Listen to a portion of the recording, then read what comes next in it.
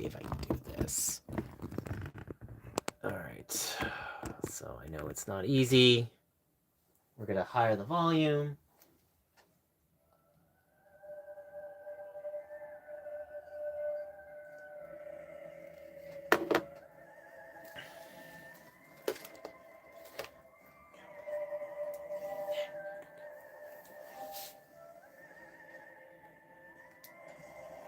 Okay, so we're at Volt Forge.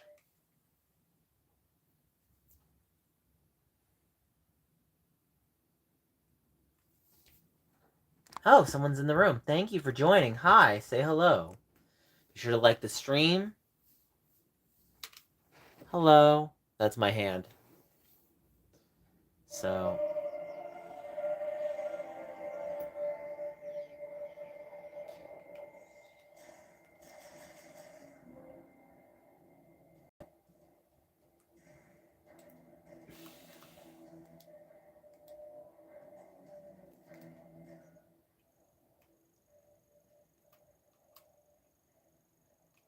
I need to zoom out.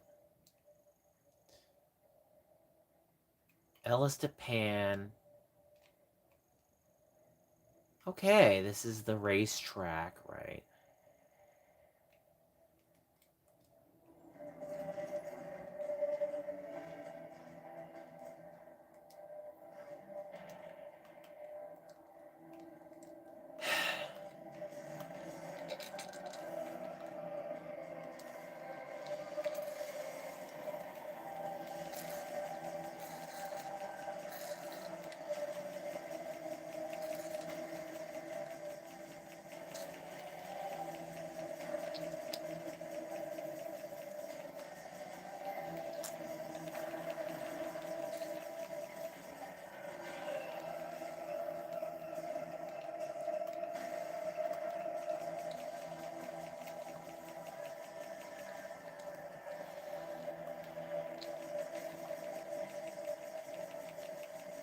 Okay.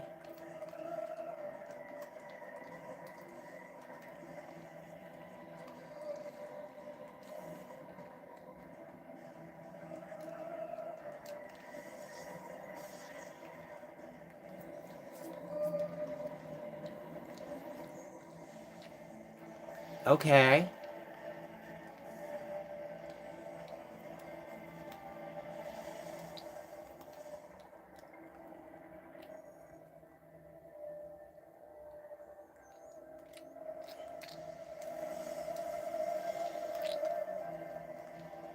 Kinetic energy. Okay, I saw that.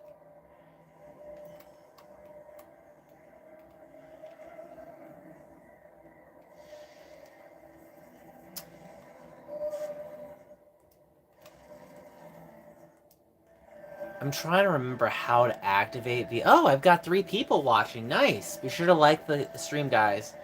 Did anyone watch the Game Awards? What did they think of that?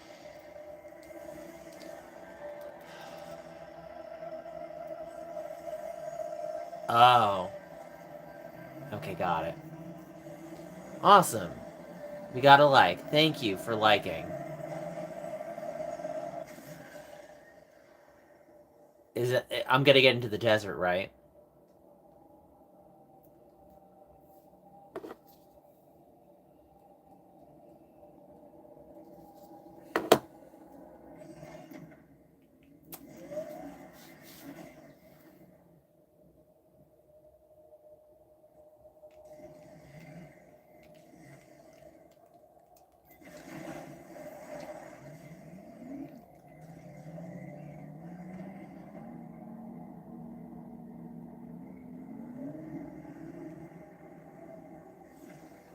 Oh, hey, Jens. What's up? Yeah, I'm finally in the desert. What'd you think of it? What'd you think of Game Awards?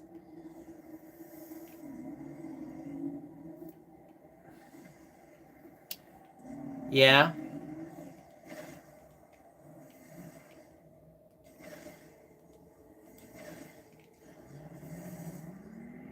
That's cool.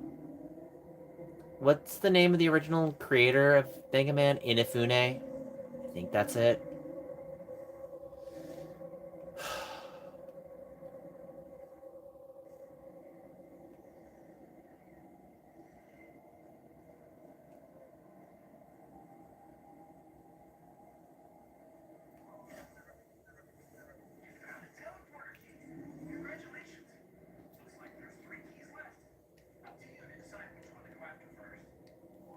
That's nice. I didn't know you had a girlfriend. How many years?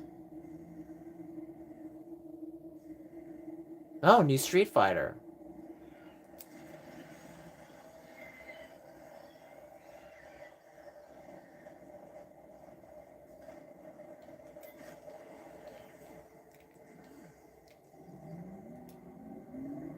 Toggle the minimap, okay? Oh. Not a game movie, okay. I need to warm up. I need to use my heat blanket. So I got a heat blanket. It was a gift for Christmas. And I have to say, it's really great. I wish I could show you, but I'm not showing you on camera. Because I only have my, I need more, what's it called? Well, I don't want to say it on cam. So I'm just trying to stay casual in terms of clothing. I'll just put it that. Let's see.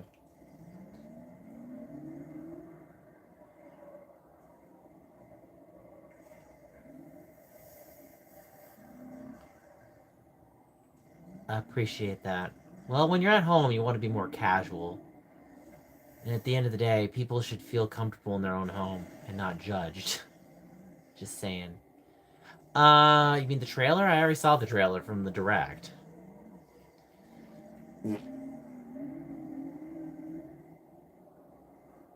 Okay.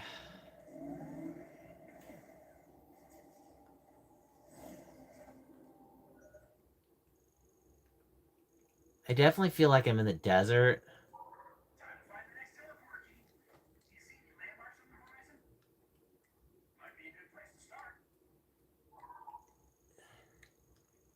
I have to say, I really don't find Mackenzie that bad. And I mean that in the most genuine of genuineness, that when it comes to the Tower, okay, furry green. So basically, this is the overworld map, and you just drive around. This is basically the equivalent of Wind Waker. If you've played Wind Waker, it's no different. Uh huh. Oh, it was a new trailer. Okay, I'll check it out later.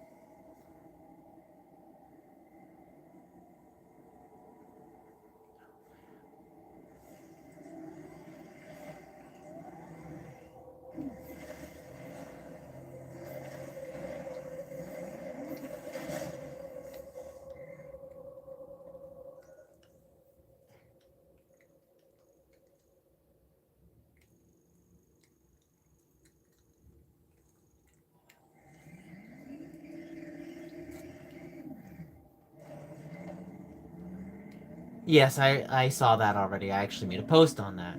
Wow, we got 4 likes.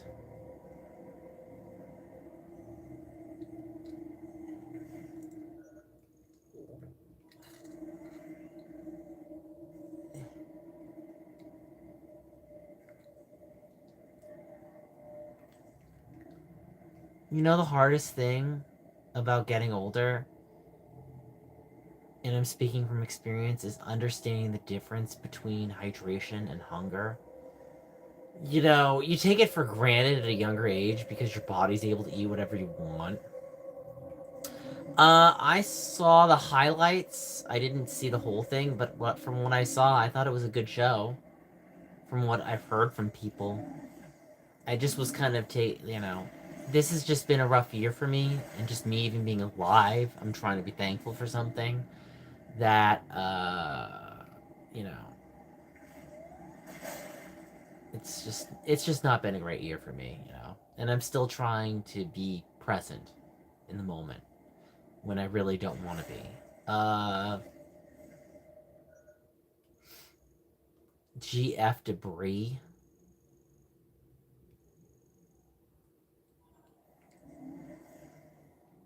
We'll see if I even go to Comic Con. I'm really struggling right now, Jens. My job cut my hours, so I'm not making much money. The sad part is when I was very open about my problems, it seemed like the internet is very polarized. Meaning, unless they like you enough to basically worship the ground you walk on, you have either one of it's either they really love you, or I mean, I guess they could be indifferent, which has its ups and downs too.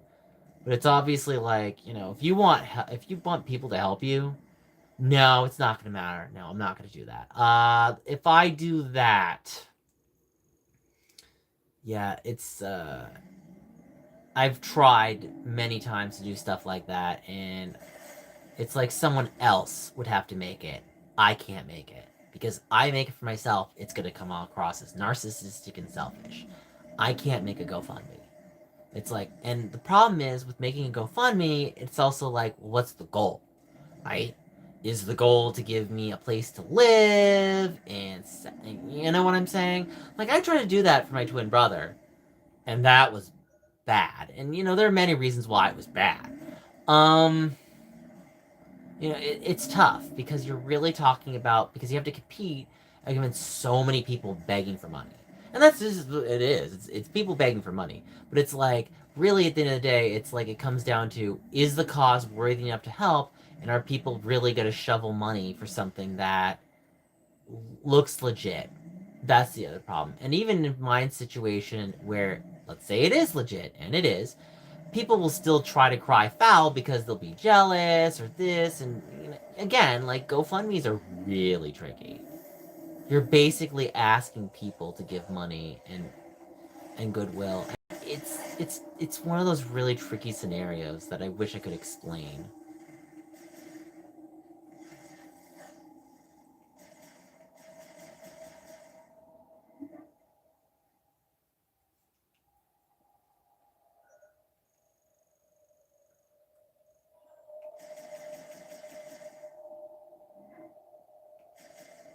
Oh, it's far worse from that. That's just the starting point.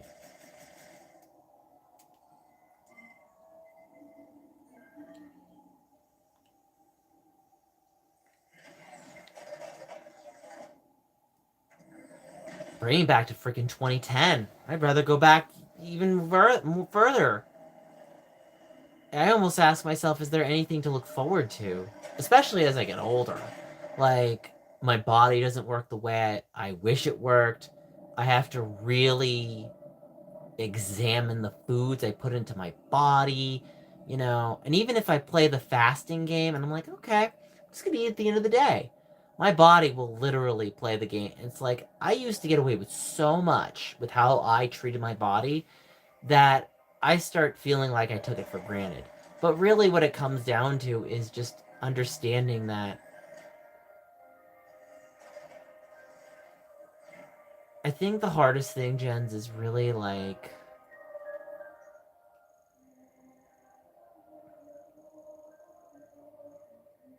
fire blocker.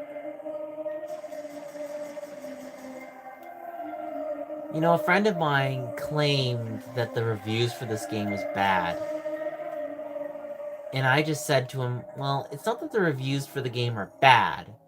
It's that the wait was so long that people's anticipations, their expectations were a little higher. And because the game is solid, they think it's mid. And it's like, it's not mid. 2018 was a little better.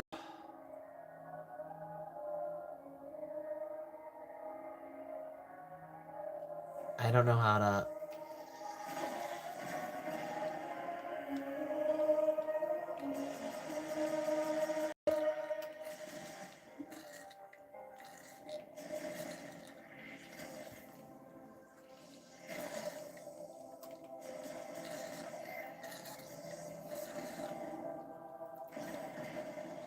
Okay, let's see.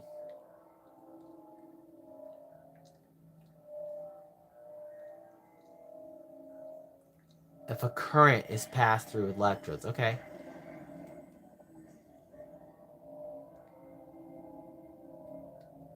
Unfortunately, that is out of my power. And really, sadly, when it comes to being an adult, you're really, unfortunately, tasked with having to, what's the word? Be an advocate for yourself. You find that is basically the only way to live longer.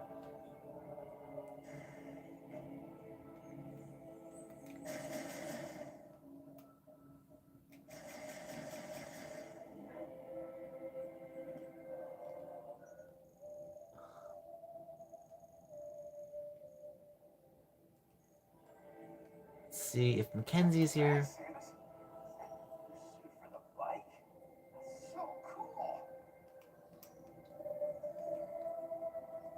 I've been busy too. Check it out. I patched this holotape directly into the Laborn terminal. That is a feature. Anyway, I'm on the hunt for Laborn tech. You find anything useful, bring it back here so I can take a look. Okay.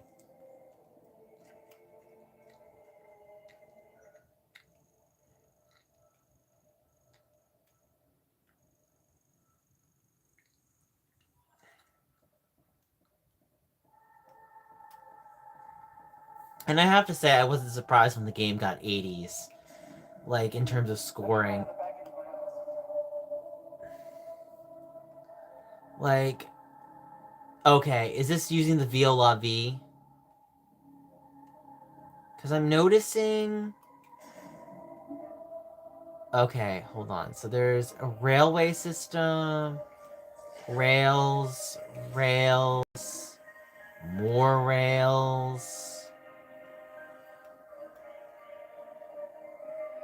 Oh, that's gonna launch me. Hey, Oliver. I might have to rest my eyes with, like, ice bags tonight.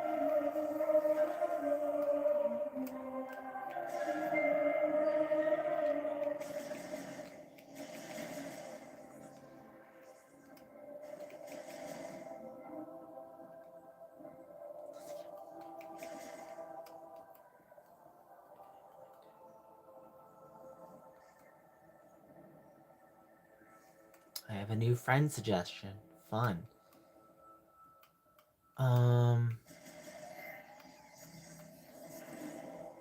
No. Maybe I'll just go back. Because, like, oh, wait. I think I got it. You know what's funny is, okay, so people say you can't see your eyes. Look at this. If you pause it real quick, right, you see her eyes. So that's a lie. You can definitely see your eyes. I mean, they're not maybe like super seen, but you can see them.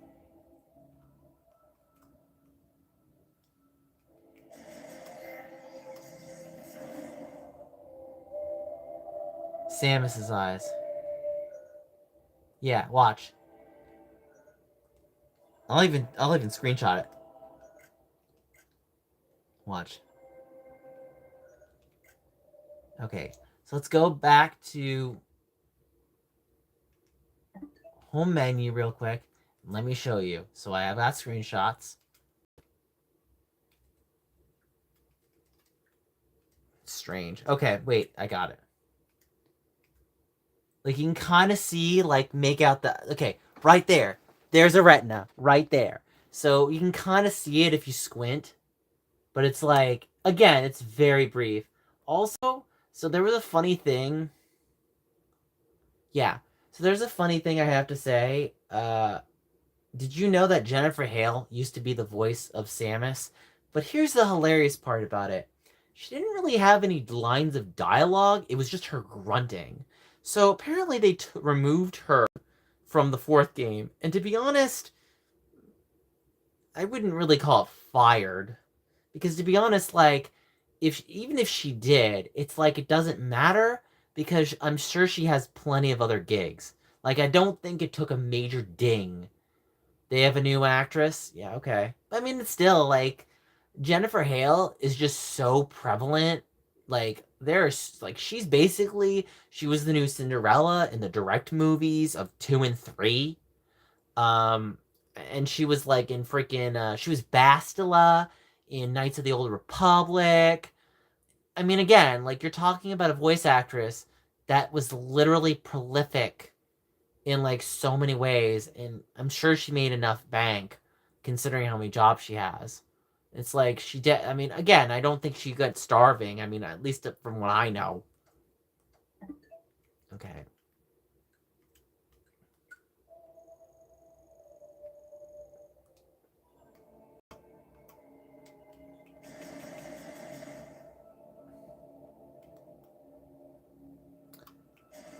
Um, Confession, I actually prefer this over 3.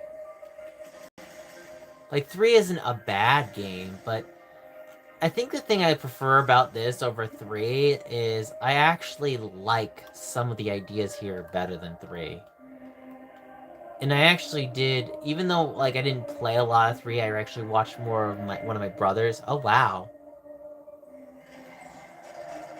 Okay, 1 second.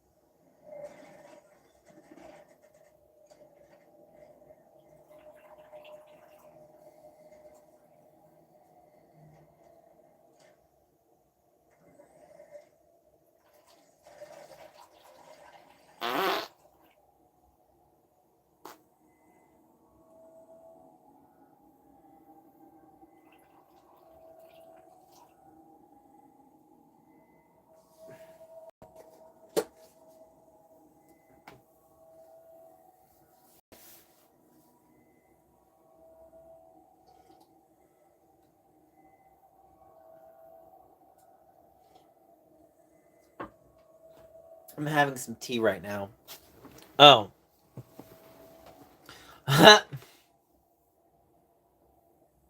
Well, I'm glad you noticed that I farted. You can't summon Via La Vie right now. No, I noticed I can't summon Via La Vie. I definitely think that there are features on this bike that I haven't unlocked yet. I'm gonna have some more tea. I'm gonna move this over. Oh, can I not leave this area? Okay, I can. You still there, Jens?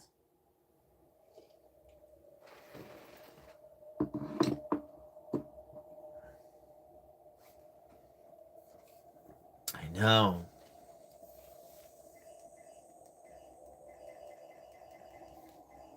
It was weird. Like there was like 4 people in chat, and then went down to 0, and then 2. The speed is limited. Okay. So here's my map. Entrance to the Chrono Tower. GF debris. Time to find the next teleport key. Do you see any landmarks on the horizon? Might be a good place to start. So it's interesting that the NPC doesn't give you a whole lot of direction. Have you located any of the teleport keys? If you're not sure where to go next, check the map. So I had a veggie sausage with whole grain bread. I mean, farting is technically good for you. You want to pass gas. Was loud? Good. Farts are a sign of good health.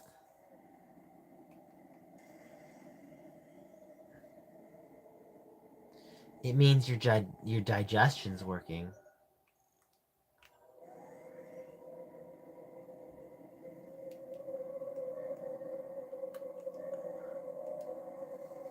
See?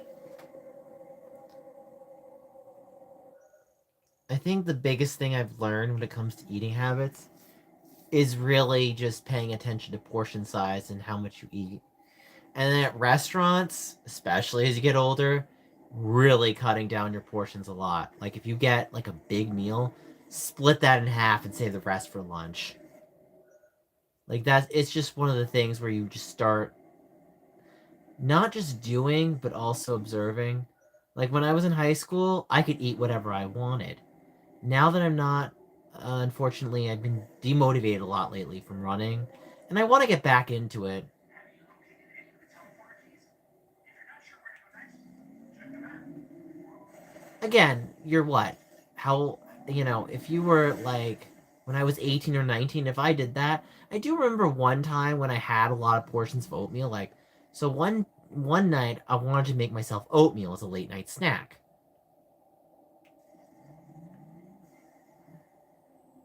It was pretty bad. So yeah, eating way too much KFC is not a good thing. And it's like, can you take a health hit and recover from it? Sure. Would you want to take a health hit from poor eating habits? You really don't. And from my experience, it's just something you don't want to do.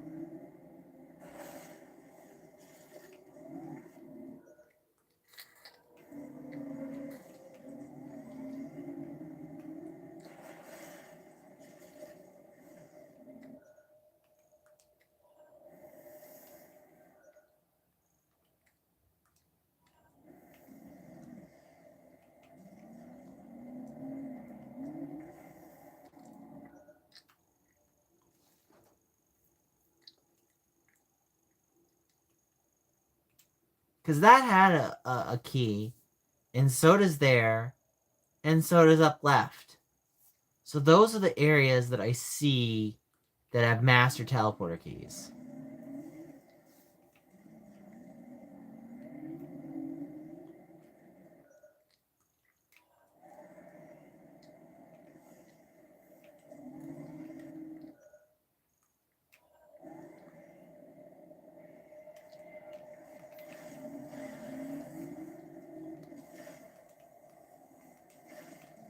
I'm happy I managed to get 4 likes tonight. I understand that my stream is not what I would like it to be.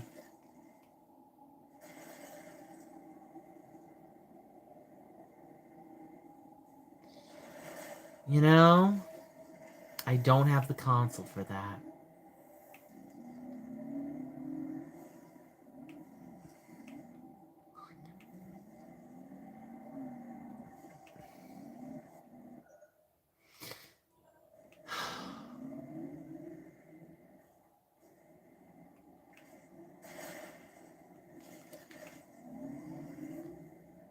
It's not been great, crazy. What's your name? Nita. It's not been great. I'm trying my best to stay strong, but this economy and everything, it's bad. We're living in rougher times than normal, and there are just days where I just wish that I could go back in time and just live in simpler times. This thing is that you start learning that sometimes having a set path in life takes a lot of the worry out of life. It can be boring, but at the same time, it's like at least that boring is you can navigate that boring. It's hard to navigate a boring where it feels like what you're doing in the day feels empty because you're trying to fill up your time with things by being productive, even if you feel like you can never get everything done, especially as an adult. Especially as an adult. Um, you know,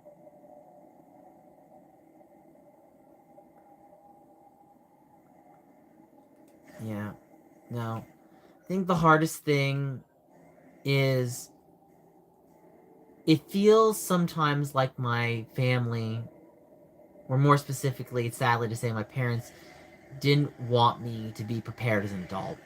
And I'll give you an unfortunate story, and it's sad, it's depressing, because I have to tell you, if I ever somehow manage to become more successful in terms financially and like my life, I would never, I would never want a kid to go through the stuff I went through, because I'll never forget. It was 2010. Actually, no, it was 2011, and I got my first tax return. And so my mother stole the tax return.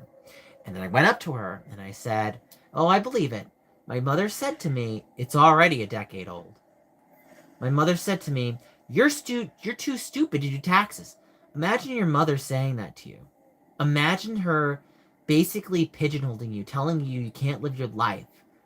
It's like you kind of feel sad for Britney Spears being in a conservatorship, even though it's like, yeah, she went crazy, but it's like there has to be a way where someone like her can be able to be an adult without,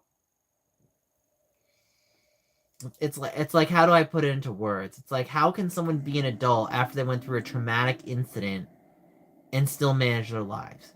Because like, imagine someone going through a situation like that and then not know. Yeah, it's like people assume, oh, your life is made in the shade, you got way more than you've disclosed. I'm like, no, I don't. Like, just because I'm an adult and I managed to travel, it's like I have to do a lot of self-sacrifice to travel. I have to work hours and hours and hours. And that's if I don't have any health problems, I don't have this.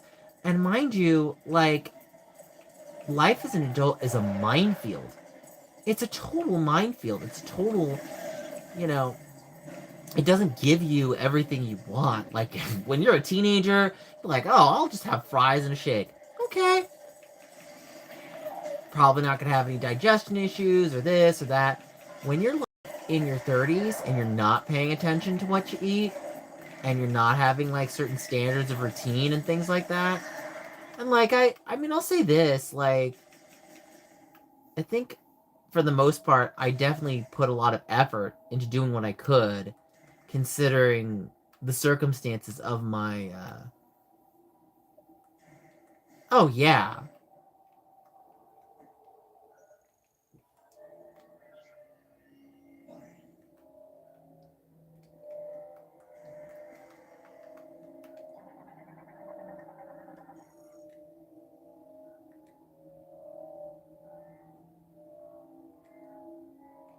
Well, it depends on how old you're an adult. Because if you're like 20 or even mid 20s, you're still ultimately pretty young and you get away with a lot to an extent. But I'll say this, like, I've definitely learned, even in my mid 20s, to a fault line of where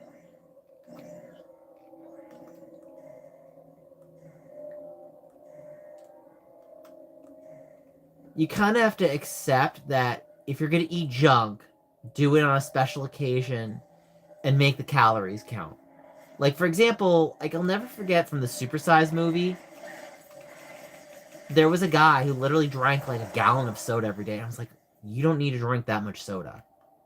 It's like nobody needs to drink. Like, first off, it's like if you're gonna indulge in something sweet, like say if your throat hurts, okay, have a teaspoon of honey and have tea and sip slowly and just make sure it's not too hot. You know what I mean? Like common sense stuff like that people forget to take care of their health. And I'm not saying it's going to fix all of their problems, but at least it's something that mitigates the problem and treats it correctly. If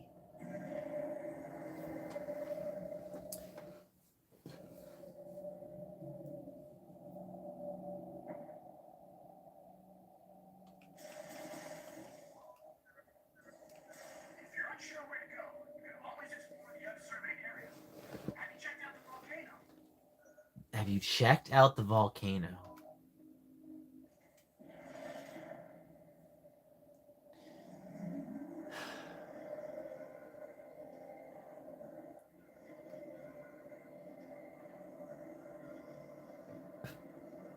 Well, here's the bigger thing about that, Jens, and let me tell you something about Coca Cola. Okay, how much Coca Cola are you drinking? Are you drinking 16 ounces? Are you drinking 20 ounces? Personally, my thing about Coca Cola is I'd rather drink what's it called? I'd rather drink. Yeah, so they're gonna tell me the location. Okay. I'd say more like 180. Really, it depends. I would say more like 180 is really like the. So usually, like, okay, Coca Cola on average, I would say is about 20 to 25 grams of sugar, and it's pure sugar. So you're not really get you know. So if you have that much sugar, that's approximately. I'm trying to do the math in my head. Um, 20 times 4, 2 times 4, that's 8. 0.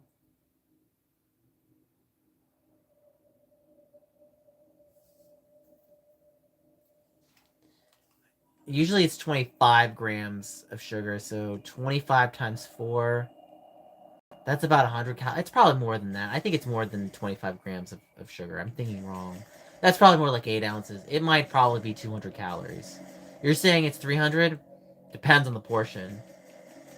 And it's like my thing is like, my favorite bottle of Coca-Cola to get, if I was going to drink it, would probably be one of those, what's it called? So if you ask me, you're like, what do I eat in a day? I really more focus on hydration than on eating. And on top of that, I try to have more liquids.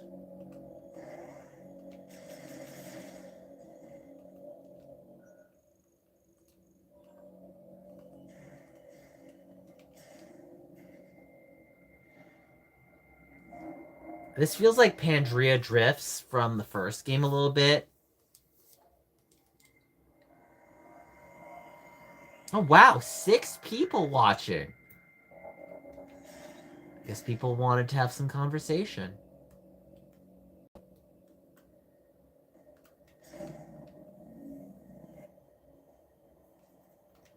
Here's the thing about drinking water. I believe it. But the thing about water is that your body doesn't need as much sometimes as you think about. Some people will be like, oh, drink a gallon a day. No, you don't want to do that. Like, hyponatremia is a thing. And really, you just want to pay attention to signs of dehydration. And you want to sip slower, and you want to enjoy, like, for example, like, drinking 16, like, you really just want to be cognizant of your weight, and you want to be cognizant of, like, exercise and things like that. So, like, say if you run, right? Say if you run 10 miles, you drink, like, 16 ounces of water. You drink water, like, it depends on your weight, right? Let's say you lose 2 pounds. So now you want to drink, like, again, you don't want to drink a whole lot because your body does, what's it called, like, naturalize over time. Again, it's one of those things where you have to play it by feel and ear. It's kind of why I miss being, like, much younger. Is like, this is stuff that you kind of take for granted as you get older.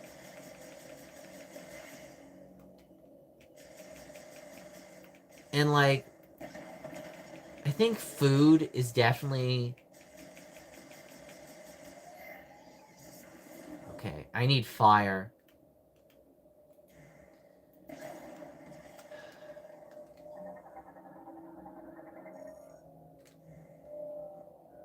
Oh, what was that? What did they say that was? Transport designed to make tight turns. Frozen on ground. So I had a date. I watched Five Nights at Freddy's 2. And I have to tell you, I had a good time watching the movie.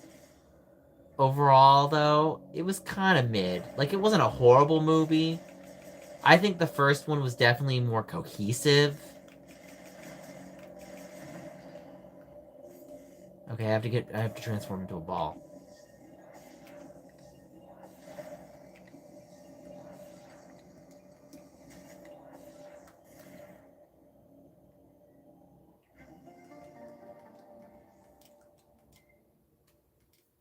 Oh, I like the date.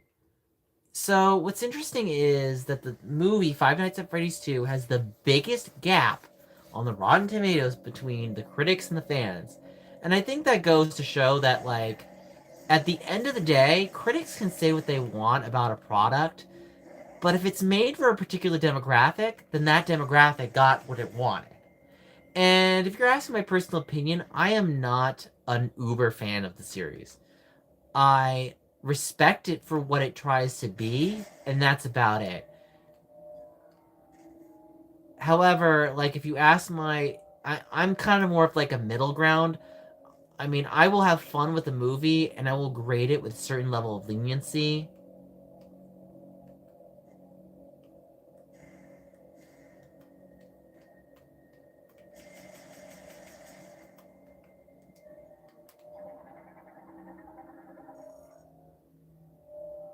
Well, if you're talking about the Aurora, Colorado, oh, we got 8 people in stream at once? Wow. Okay, I'm having problems with getting places here. I definitely think.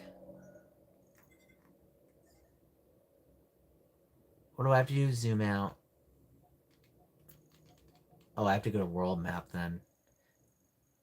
To ice belt. Yeah, I don't think I have what I need. Maybe I should go there. That's furry green. You know, overall, I'm really enjoying this game. Personally, I can see why people gave it 8s. Like, you know, when you compare this to the other Metroid Primes, I think the problem really comes down to is what have the other Metroid Primes done and what has this done? And while the motorcycle is cool and I think it's pretty unique to differently ride it um, in a desert setting, the desert is a bit barren. And yes, I'm well aware of the amiibo thing. The amiibo thing doesn't really bother me as much, believe it or not, as people say it is. I think this game has other problems. Is that this game just doesn't do anything that we haven't really. It just feels like it hasn't done anything that it's seen before. And that's not necessarily a bad thing, but when you talk about expectations, it's like, you know, you build hype up for kind of like if you talked about movie trilogies, like let's say Star Wars or Indiana Jones. It's like the first movie likes to, or even like James Bond. Like the first movie will try to establish a character, a formula. Whole toys to life genre is dead at this point. I mean, I think the problem with that was it came down to is, ooh, parents have so much money and they're gonna spend all this money on the kids. And it's like, at the end of the day, a parent has a budget. Like the parent is not going to just spend money. And this is the thing that I had a problem with my twin brother was when I let him know, I'm like, hey, you're forcing me to spend more money on food. And so he would be a bully and he basically like, well, you make so much money at the airport. And I was like, no, I don't. I don't make that much money at the airport. I make okay money on a good day, but on a bad day, it's like I have to pay my own bills, I have to pay this. So when you want to make your money really last, it really comes down to things like batch cooking and just eating enough food that will satiate your stomach. And trust me when I say this, especially as an adult, it's frustrating.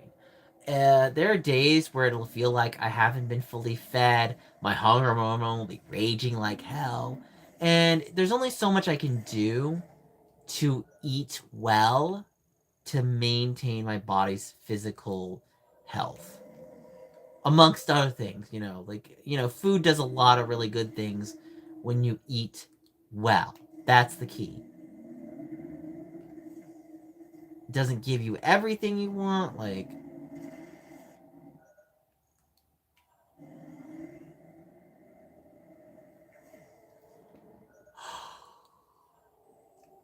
Okay, so this. So I'll give you a perfect example of say when I took my brother out to eat at Del Taco. So there's a couple of options, and he wants to get the option with more food. So what do you think I tell him? I tell him you need to eat less. Now I'm not trying to be rude, I'm telling him, hey, you're on a budget. You're on my budget. So when someone buys you food, that doesn't give you the automatic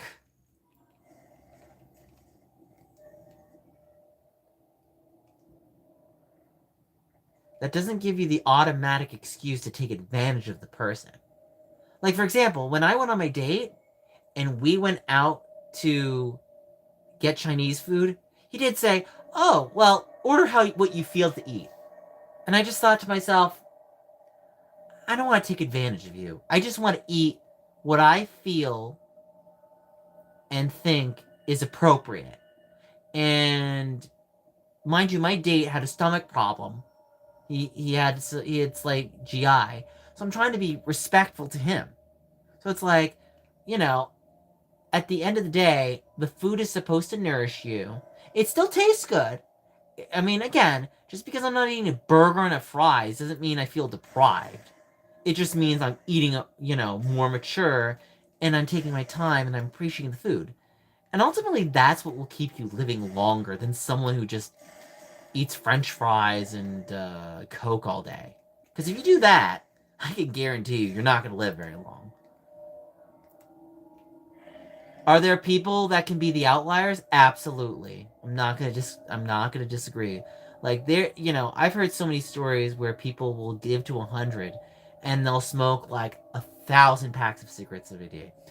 Kudos to them for having genetics that basically allow them to cheat death. Unfortunately, that is not how I can live my life. I have to be a lot more cautious, you know.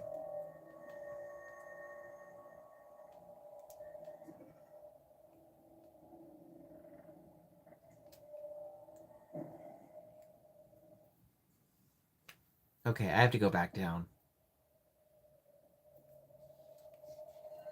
So what did they say that was on the world map?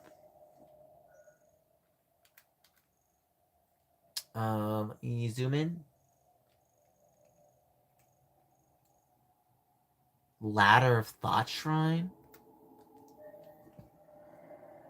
I think with portion size, and this is just something that I've noticed with myself, um, in terms of food, is you don't have to have 3 square meals a day. Um, Irrelevant. Just gonna say it like that.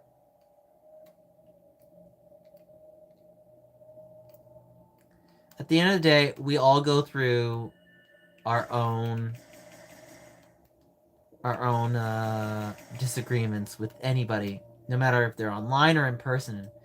And at the end of the day, everybody has their own struggles, some worse than others, and that person has a lot of their own issues. Yeah. So,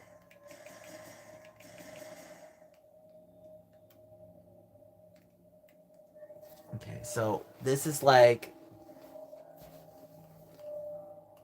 uh, and at the end of the day, I just want to try to maintain my own health the best I can. I know my body is not a spry chicken anymore, but at the same time, it's like if I want my body to be more spry, I have to do things like I'm honestly still impressed that my cat Minnie years ago was still spry even like in her later life. But then again, I look at her and I'm like, yes, thank you for acknowledging that.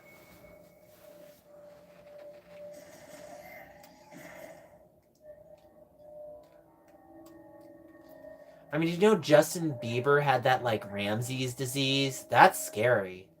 And even Celine Dion's health is like declining, but she does whatever she can to like stay within health.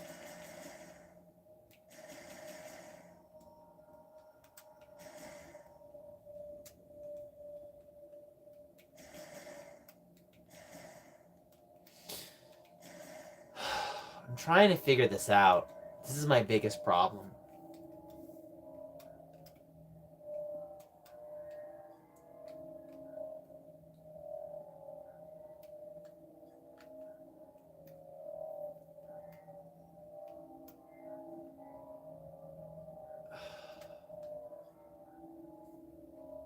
Okay.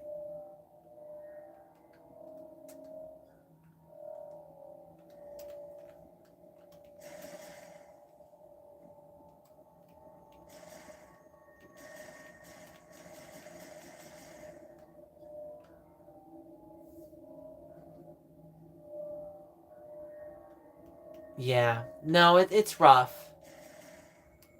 I think the sad part is, oh, join the club. Join the club. You know, the sad part about YouTube is it's just a pure treadmill. Like, it used to be way easier to make content to get views. Now it's like everyone and their mom is on platforms. Everyone is trying, and it's like, it's like when Rock Band started and then where Rock Band went to, or Guitar Hero, and it's like, ooh, this is a new genre, and this is great. And then it's like over time it's like, oh, it only was great in the beginning, and then there's only so much they could do. And it's like, I look at, say, even Dance Dance Revolution. Like, I love that game. Frig, I even love that franchise. But there comes to a point where I acknowledge that the game concept is ultimately limited in its approach. And, like,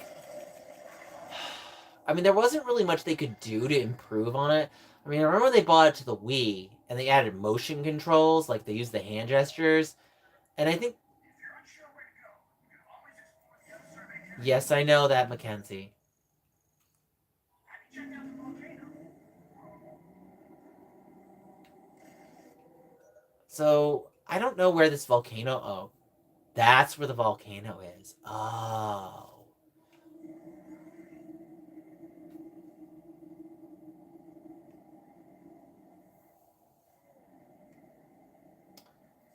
But yeah, where were we? What were we talking about? If you're not sure where to go, you can always call in and ask me. You can reach me through the radio command on the map. Yeah, I don't find Mackenzie that annoying.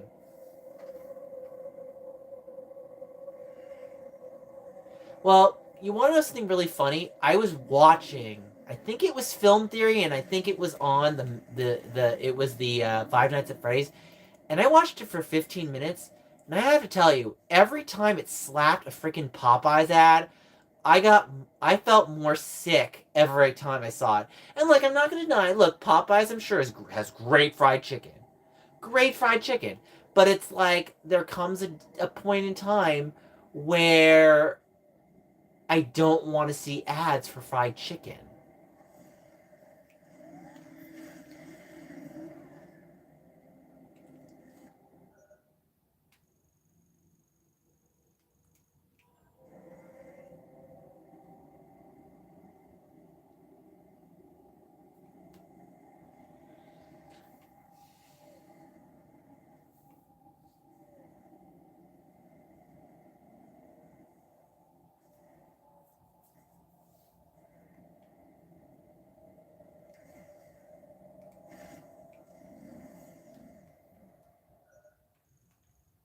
GF debris.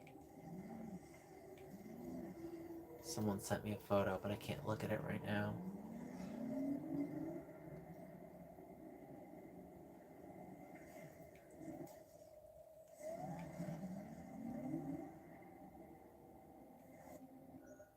Yeah, I really wish that I could have some life help right now.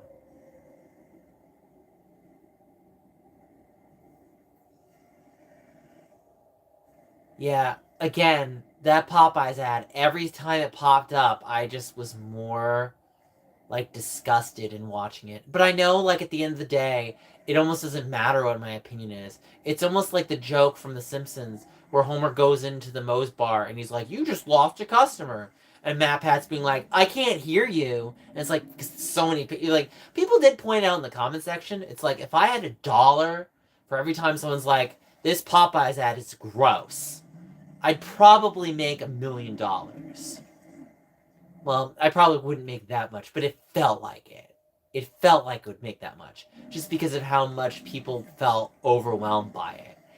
And to be honest, like, at the end of the day, I get it. Like, everybody is thirsty for money. Hell, I'm thirsty for money.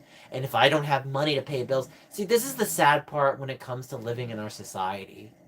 And it's not even just the states. It's all around the world. I think it's sad when someone will be like, "You only want to do YouTube for money," and then you have to be like, "So you want me to starve, be homeless, and this and this and this," and then they're just like, "No, I just want you to have enough to live." And then it's like, so you don't want me to thrive.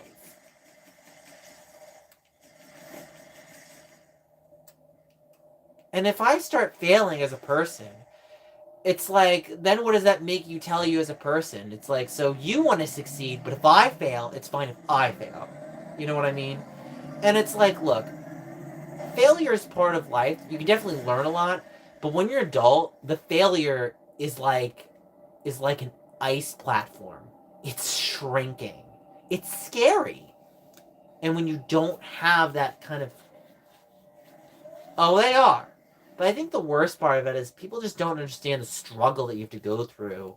And when people give criticism, it's almost always as an insult. It just kind of gets annoying. You don't know how to take the feedback half the time.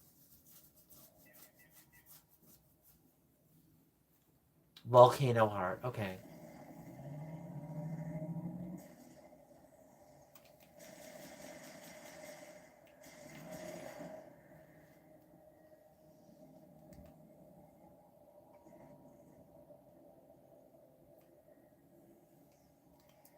I feel like if this game came out in 2019, it would have done a lot better. And to be honest, I'm kind of shocked that it did even remotely. Yeah, I don't have the ability yet. Maybe I'll get it soon.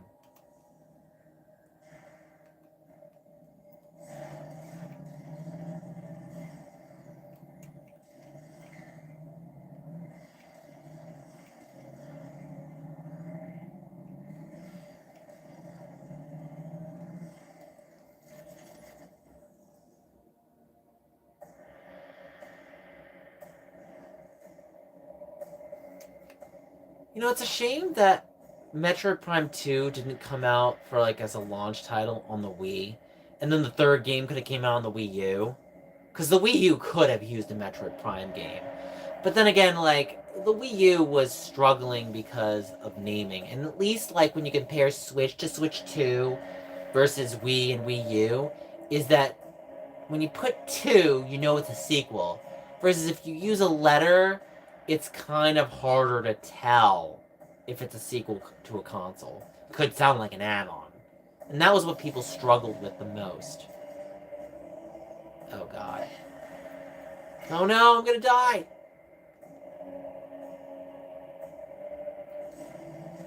Oh god.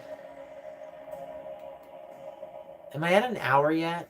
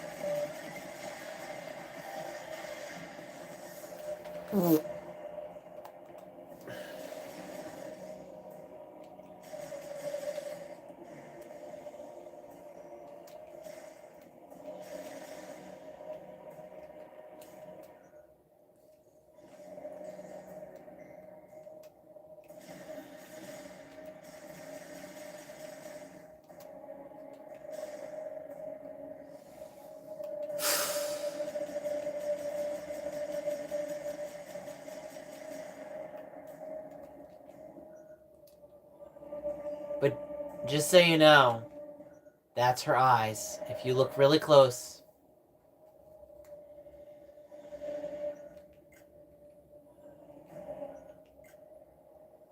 I can even show you again. Here we go.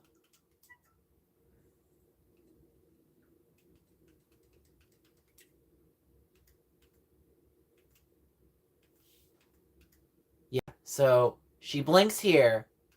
There she is. Blinks. There she is. And I actually got a really great screenshot. You can literally see her pupils and her retina. Well, I guess can you really see retinas through someone's eyes? You definitely see pupils.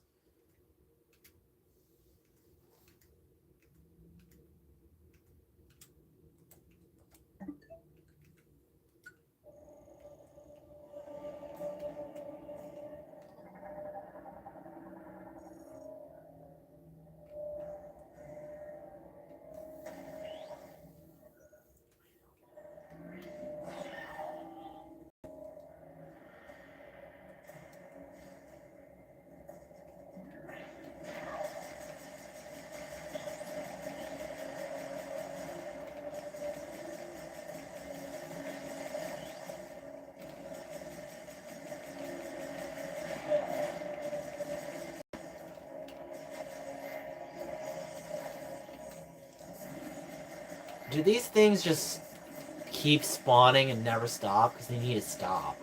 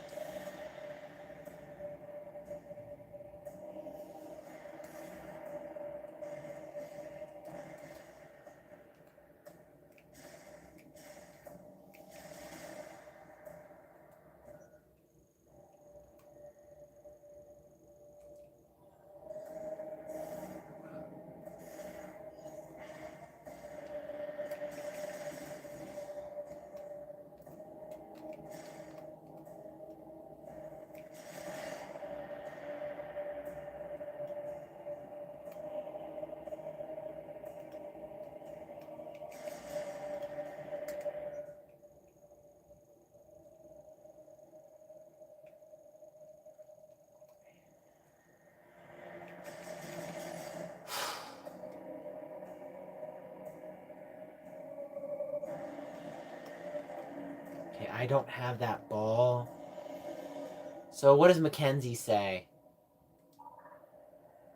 Okay, so I can't talk to Mackenzie while in the volcano. That sucks.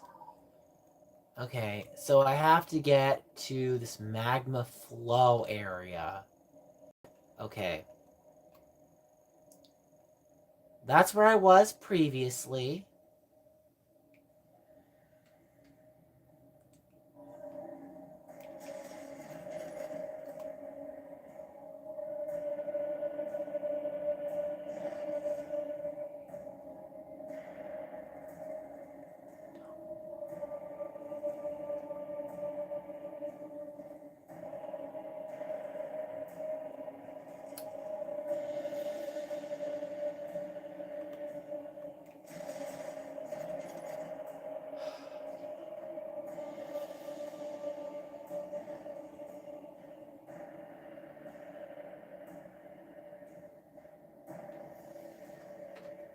Yeah, I'll probably do something. I should do a video review of FNAF 2. I wanted to get my opinions about it. I mean, I did talk about it during the stream, but I want to talk about more in depth.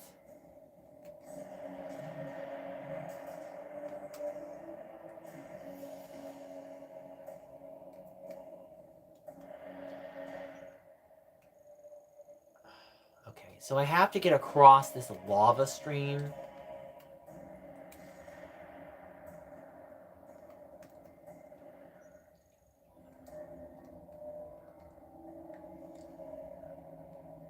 Upgrade required to traverse lava. Okay. So how am I going to do that?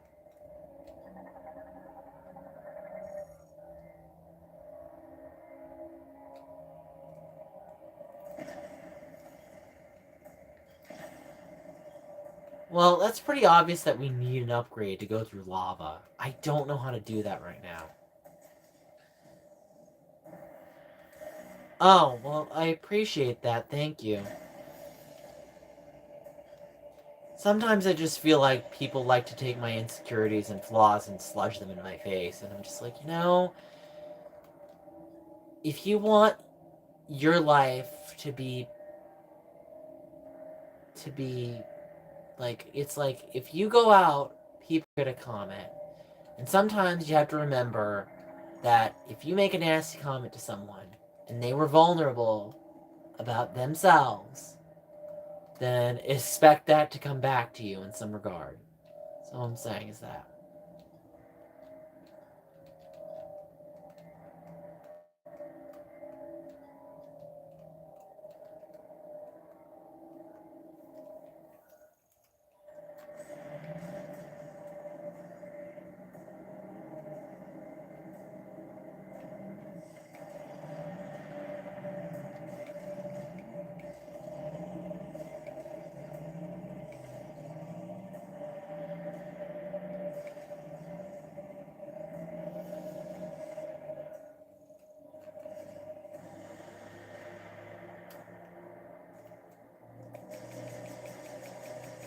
Yeah.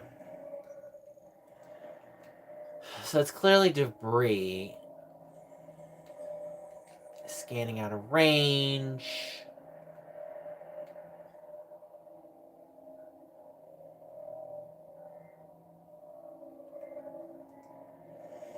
Okay. That's so weird.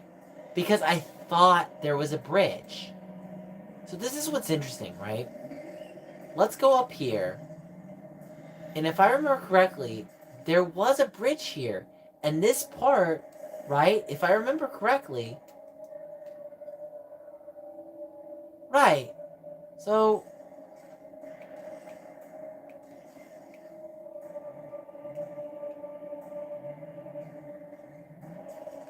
Because I was so sure. That is weird. That is very bizarre.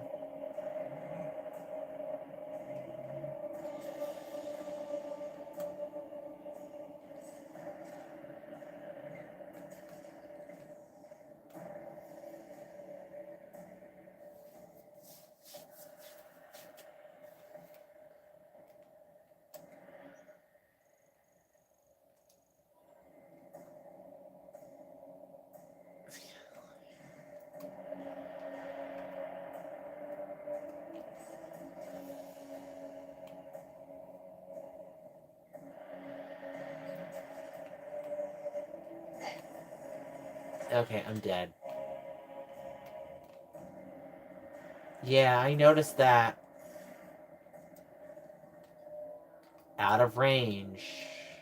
Out of range. Well, this sucks. I don't get this, right? So I'm able to use this bike. And so maybe there's something I'm not doing correctly.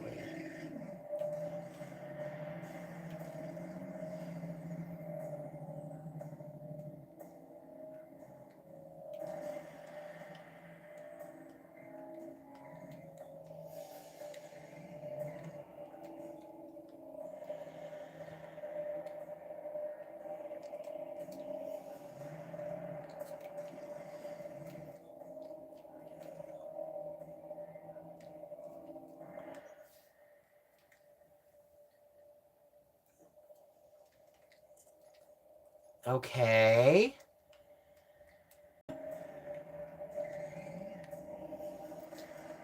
Oh god, no. Oh, damn it. I'm dead again. Okay, I need to do something. What's my phone charge at? It's 9:50. I appreciate that you like my vlogs.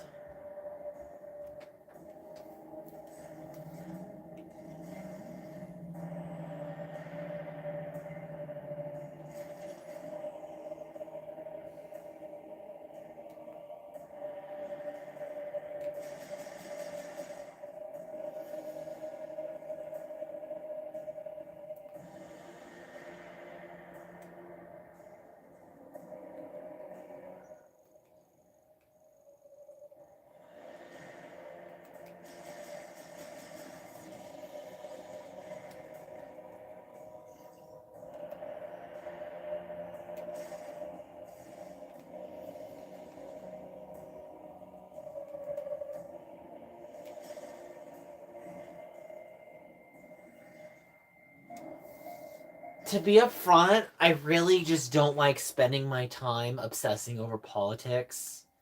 And I have to say, there's a point where if I obsess over the current. I mean, even with the first.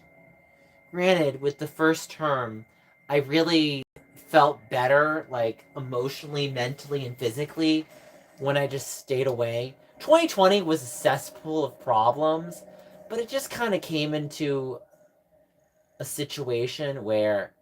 Save station now.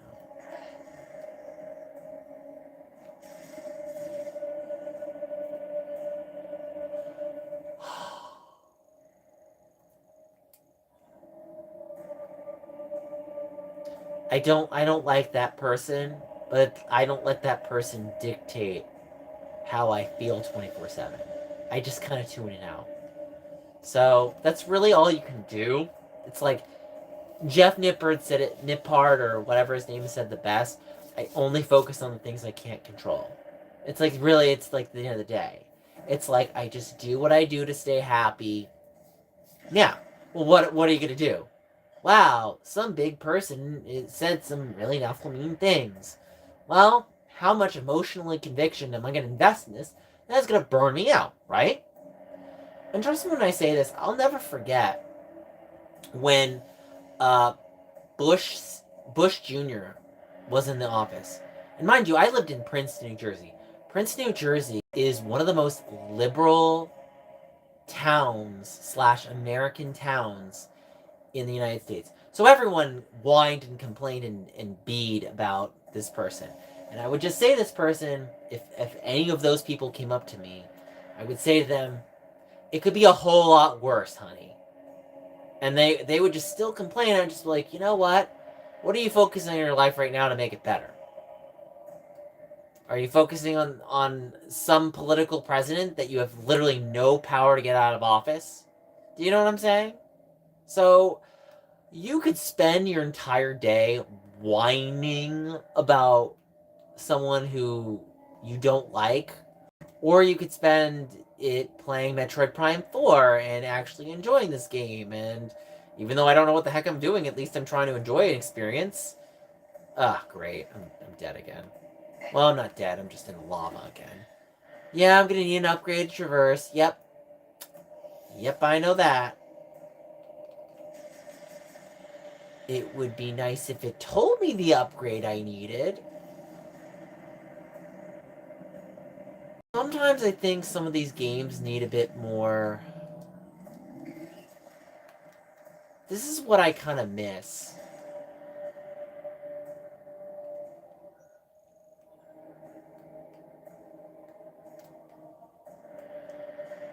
Wow, 10 people? I've got way more people in stream than normal. Is anyone going to talk about Game Awards? Kinetic energy to activate linked access. Right. So this was supposed to be here, and now it's not. So I'm confused. Like, what happened? Because...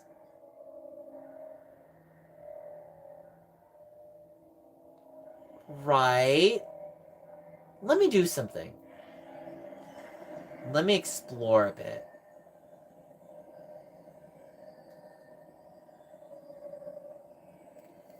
Because now this has made me wonder.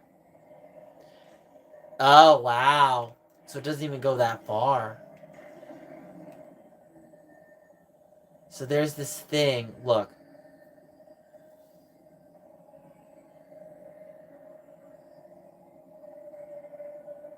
You didn't watch the Game Awards.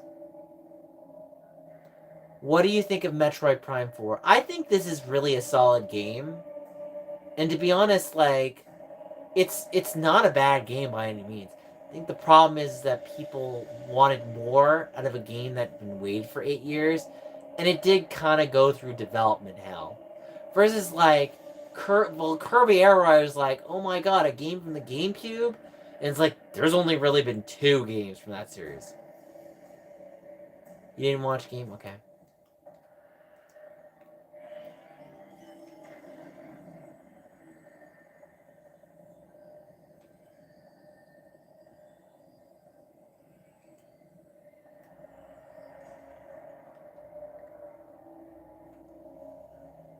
I'm really confused at what I'm supposed to do right now.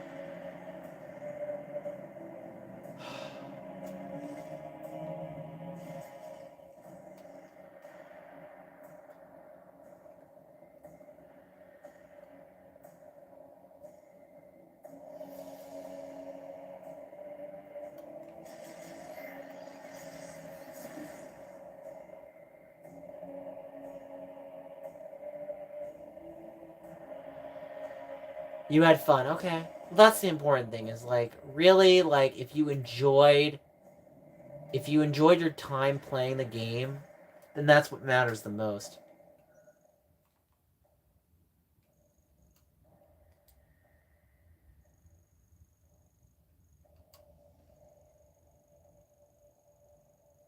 I got a guy practicing speed runs on my YouTube. That's nice. I'm sure that, I'm always impressed by people that have that innate ability to just play this game like the back of their hand and they were born in this game.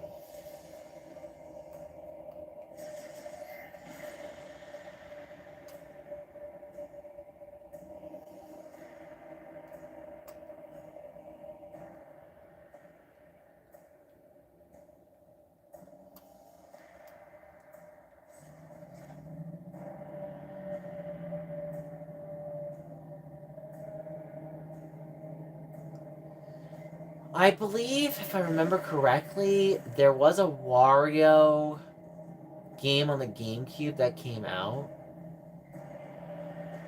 So that bridge retracted. I don't know exactly what to do in that area right now.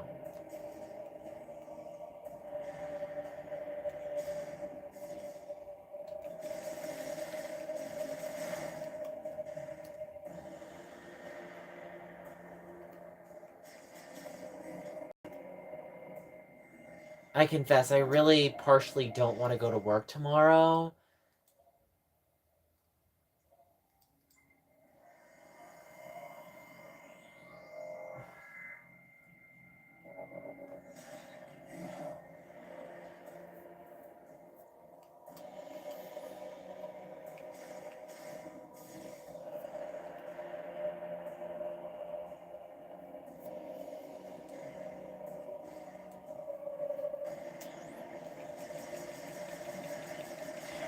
The sad thing is, if I don't work, then I can't pay bills, and I can't. I mean, I wouldn't be able to have bought this game without work. This is a sad reality.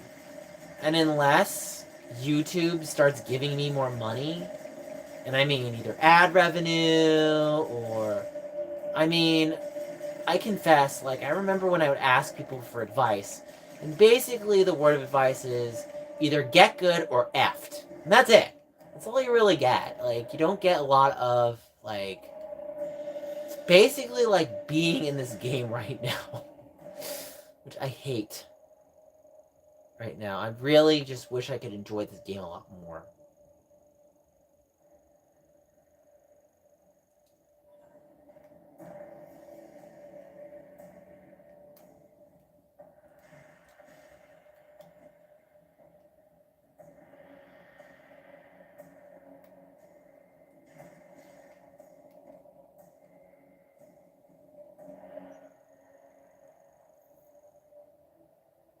Oh, you're definitely not wrong there. It's a very cool reality indeed. There's a save station. Okay, so that's definitely a way out. Okay, I need to figure something out. I need an upgrade, and I don't know how to find the upgrade.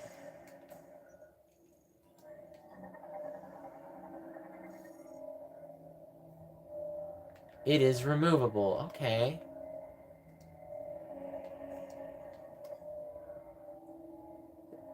With the coupler attached, it is. Get on that device? Maybe,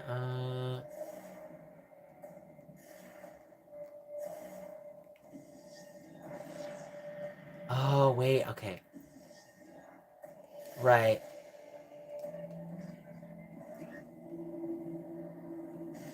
No. Wait, I've got an idea. Hold on. Maybe I need to go back to that VLV thing and do that. I'm trying to think, because I'm not very good at this game right now. It's been years since I've played a Metroid game. And if you probably ask my favorite, I'd probably say Super Metroid. Like, Prime is definitely a fantastic Metroid game. And even 2 and 3 are great games in their own right. This is still a fun game. That red glow is what you need. It's a weapon upgrade chip. Are you even sure?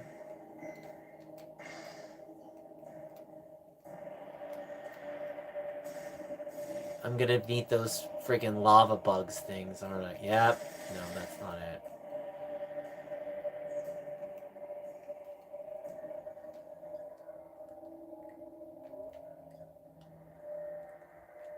How do I remove it, though?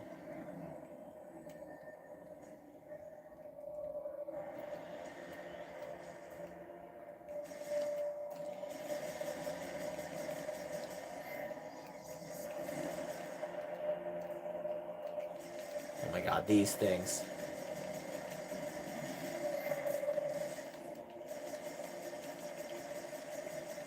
Come on, stop! Man, I'm gonna die.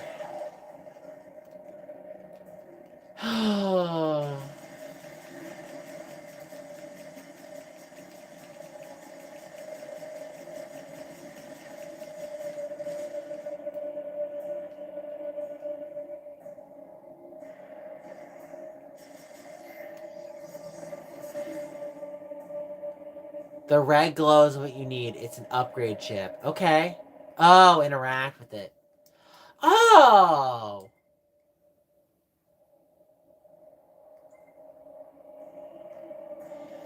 So how do I use that chip?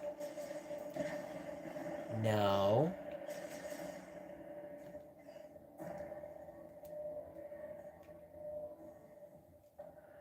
So...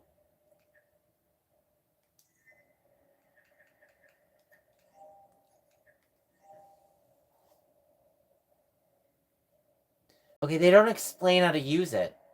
They only explain what it is. The fire chip was found inside... See, this is why I'm really loving, like, the originals from Metroid.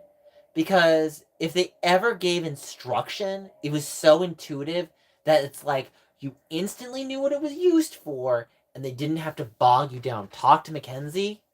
Are you kidding me? Mackenzie, I can't even talk to him here. Watch. Well, you know what happens when you try to talk to Mackenzie here? Can't talk to him here. So you have to leave this area to talk to him.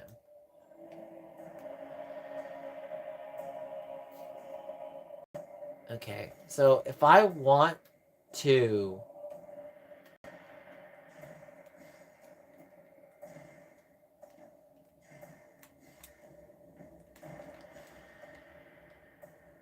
Okay. trying to think where I have to go to leave to talk to him. Backtracking? Yeah, fun. No, that's the one thing that I'm not always a fan of when it comes to Metroid games is backtracking.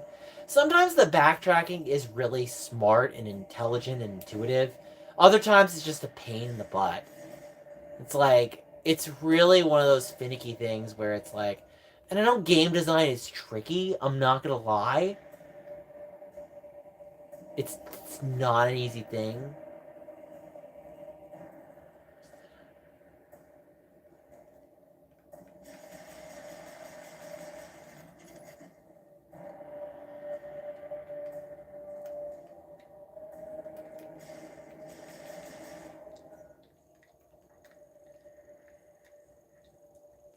I think it's this hallway.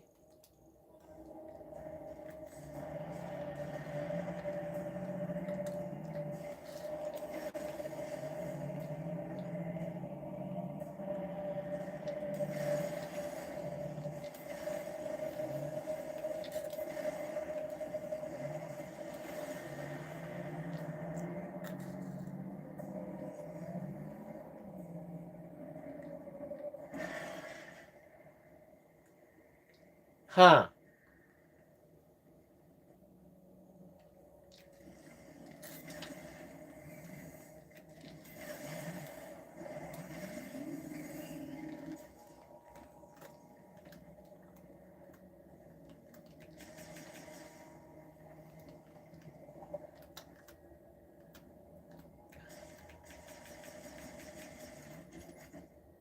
So I guess this makes sense why I have to leave to talk to Mackenzie.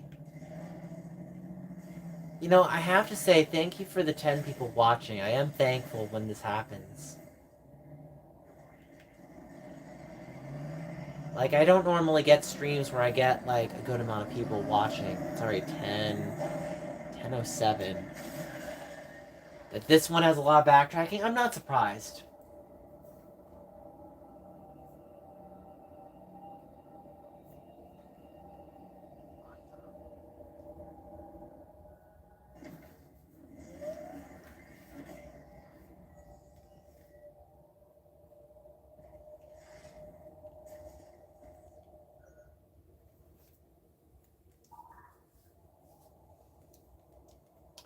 Okay, so I can't talk to him right now.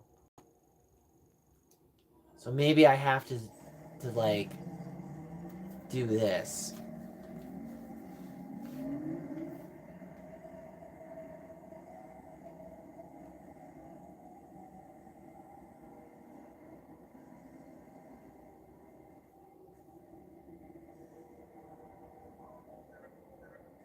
Looks like you found some more technology in Flint. I'm pretty good with machines. Want to bring it back to base camp so I can take a look? There we go. Furry green. Then we have to go back there.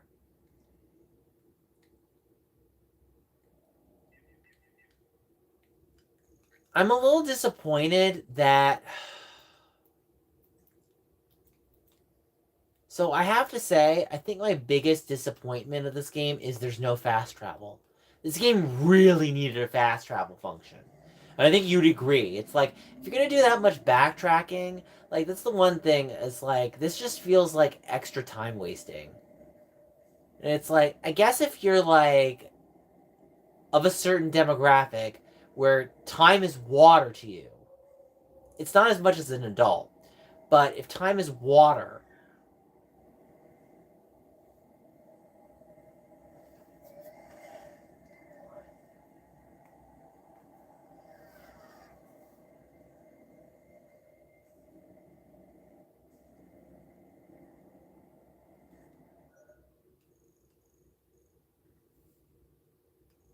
oh yeah. Like, I just think that Nintendo needs to respect the player more when it comes to, like, their time. And at the end of the day, I just want to play a game to play the good moments. I don't want to have to waste my time.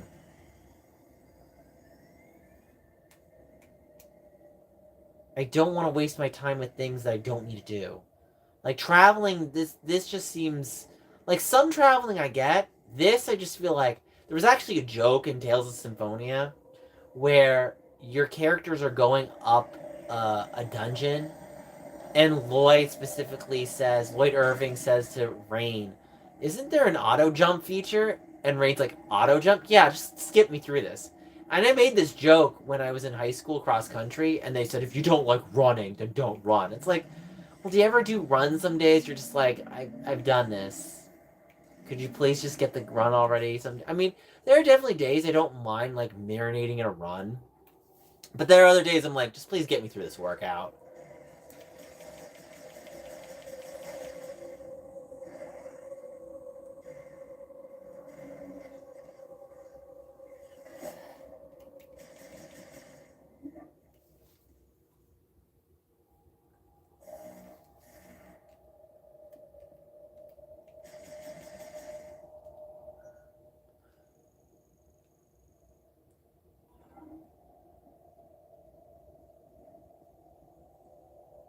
Linearity.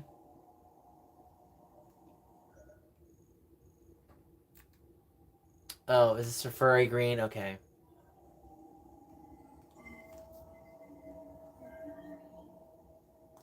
I don't agree with that. I think WarioWare is a great franchise. Why do you not like WarioWare?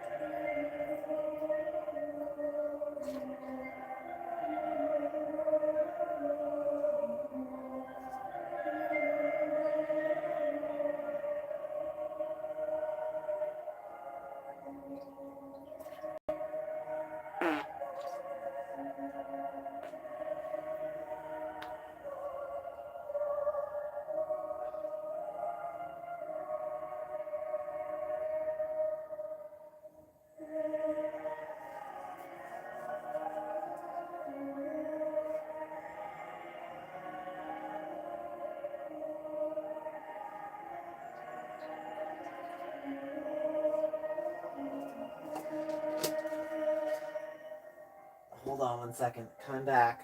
I'm grabbing gum right now.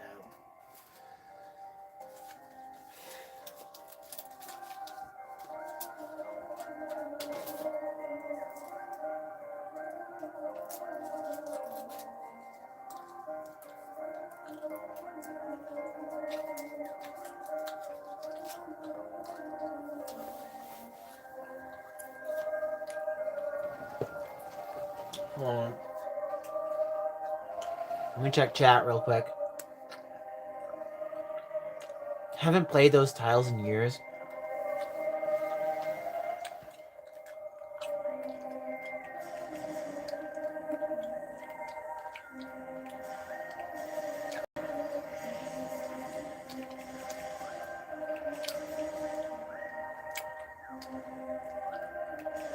Maybe I can't access it, and what's his face tells me how to access it.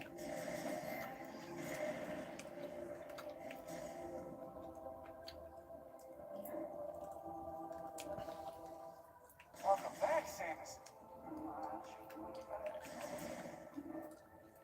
Oh, I went the wrong way.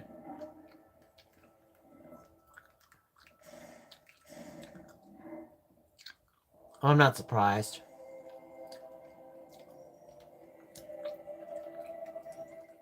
What do you got? Looks like a circuit. It seems like there's a chip inside.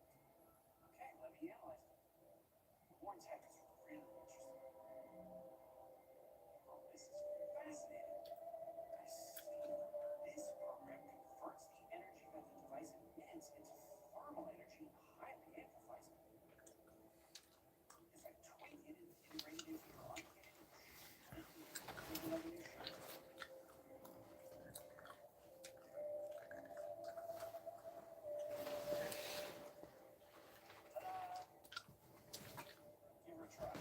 Give her a try. Oh no! It's turning back on. Give it a second. Yeah, technical snafu, guys. I accidentally hit a button. Fire shot.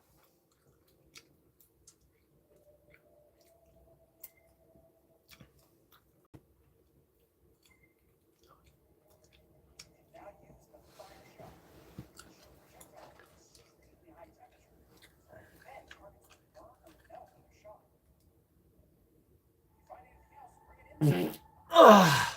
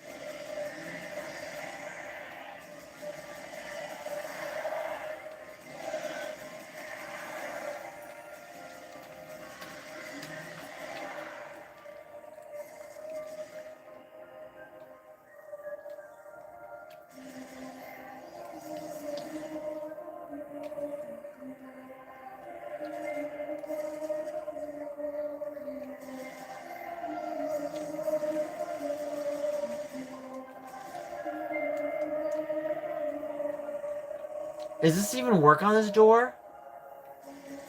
Oh. That's it.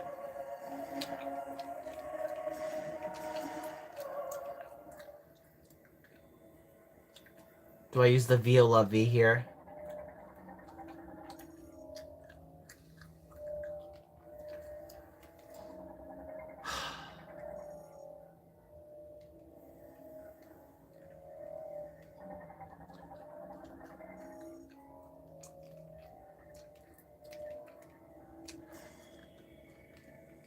Oh, is it ice? I'm kind of curious. Is that an ice door? Ice blocker. There we go. And there's an electric one too. Oh.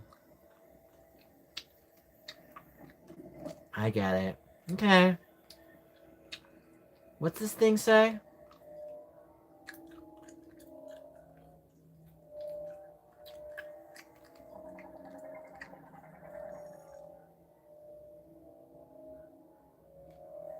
Wait, what does it say?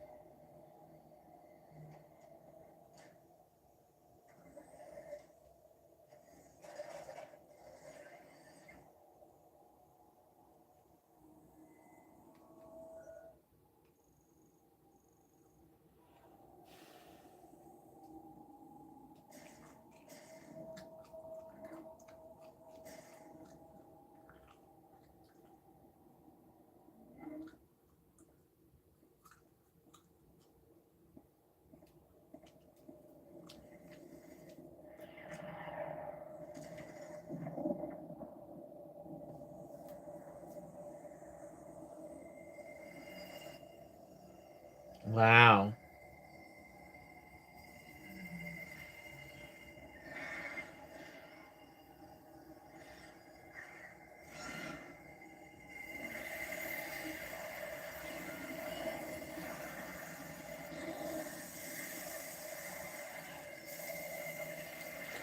The time 10:21. I might go to 11.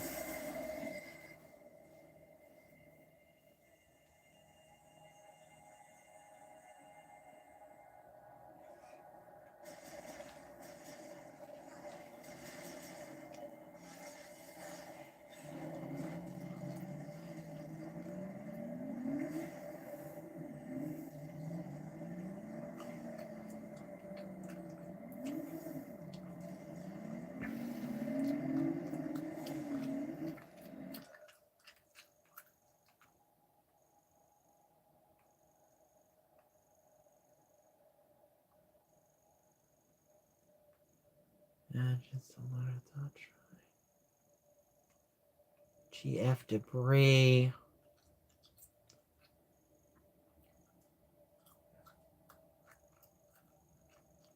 Where's the other one? Ice cavern? Ice belt, yeah. I'm going to ice belt now.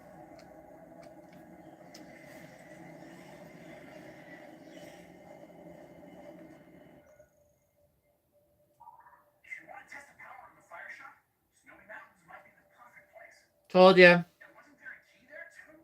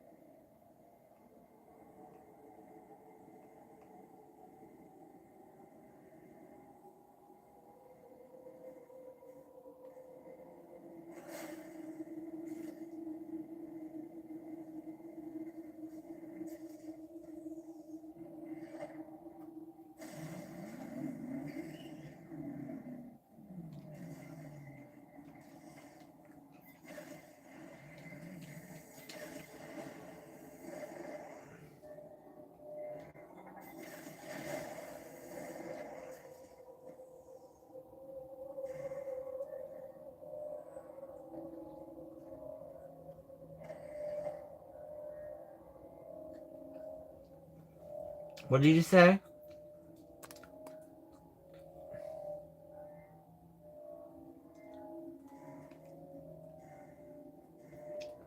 So what I said earlier, and I stand by it, is the desert reminds me of Wind Waker.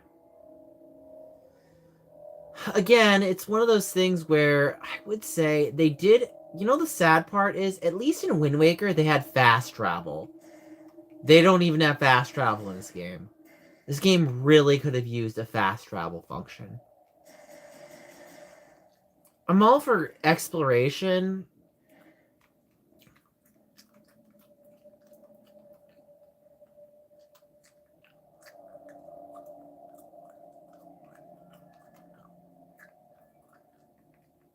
Yeah, Wind Waker. Yeah.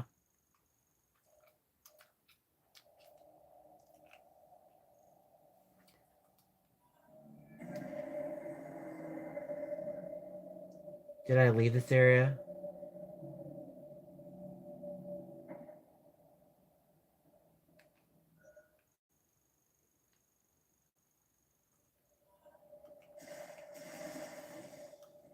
Oh. No, I need to go back down.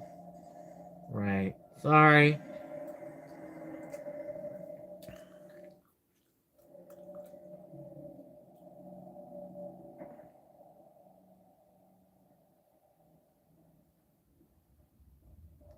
Well, I learned that.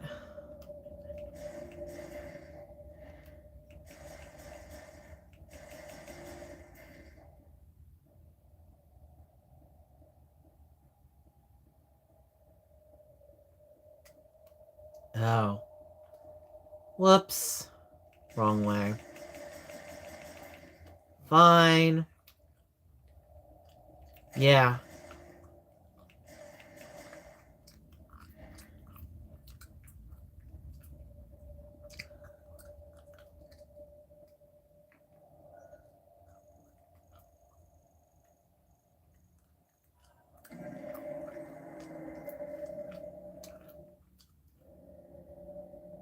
Yeah, I figured that part.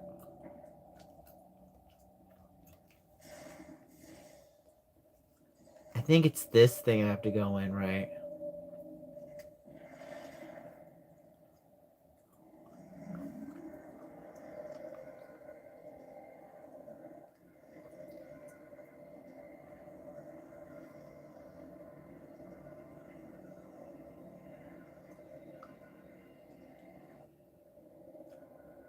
You know, that's what Metroid Prime 3 essentially did.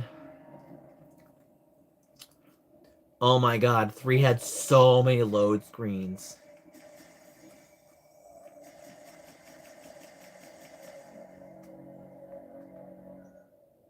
If I had $1 for every load screen that 3 had,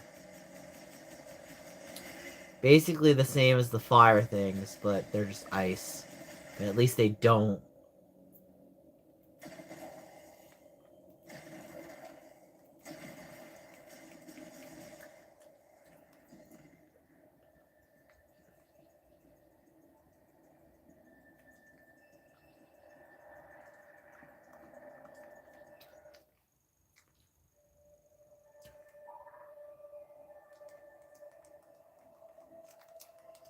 Okay, so that's not available.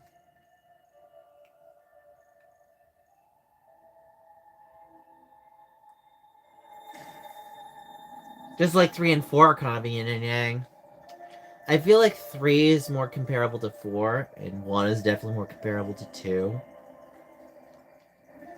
The only difference is, if I remember correctly, in 3, the way they traversed in that game was planets.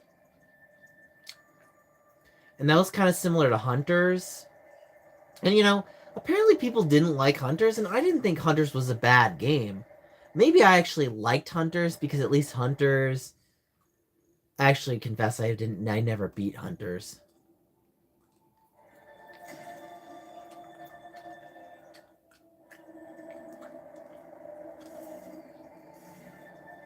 You can't access Viola V. That sucks.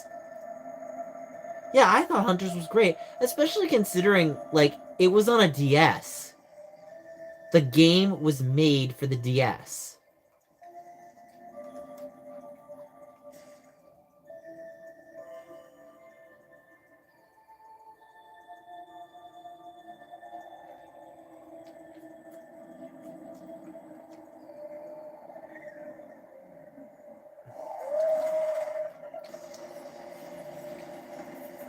Okay, I'm getting ambushed.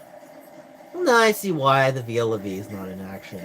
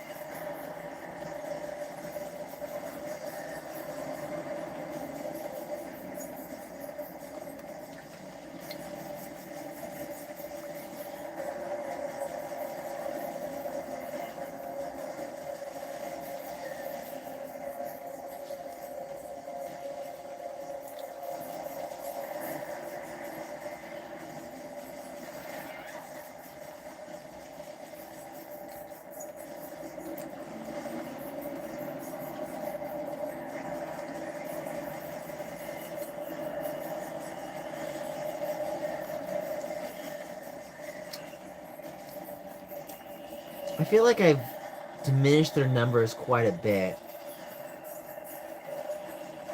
Oh god.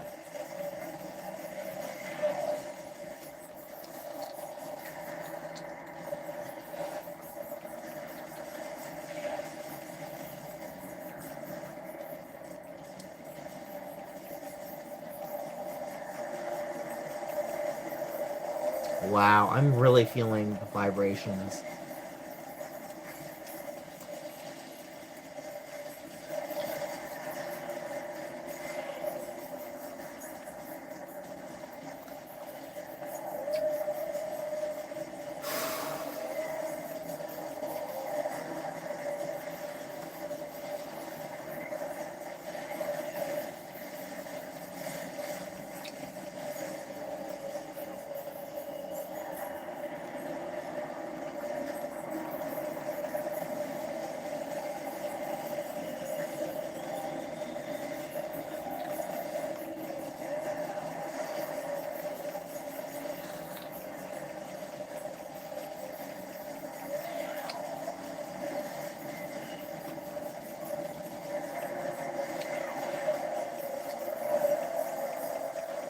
Oh god, I'm low on energy.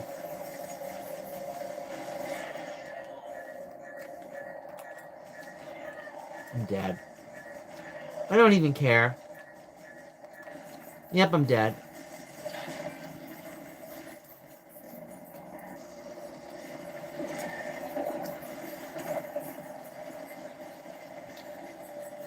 Is that Miles?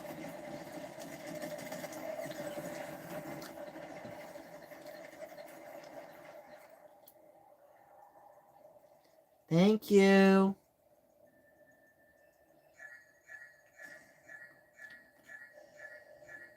They did that on purpose. God.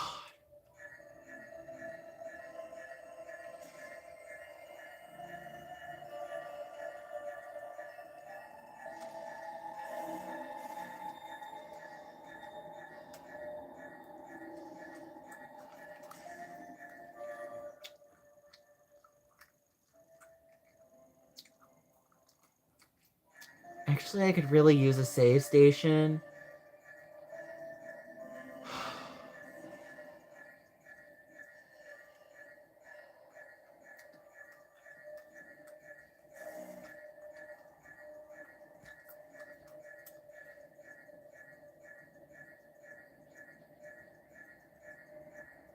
There's a save station inside.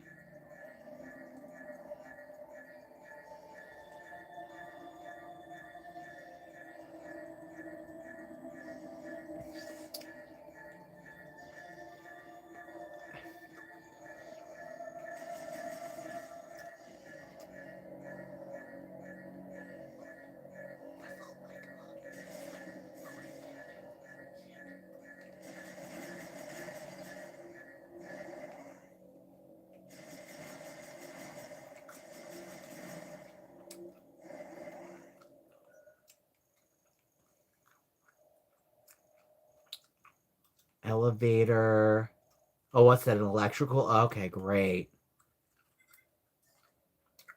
Let's see.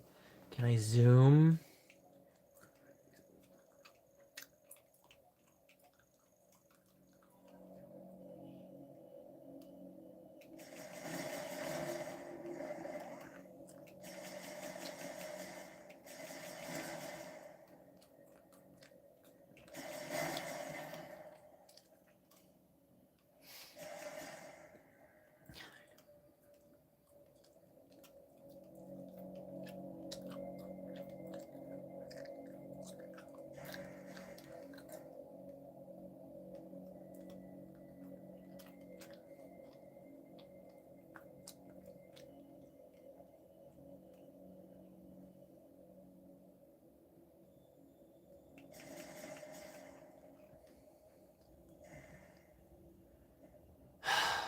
Come on.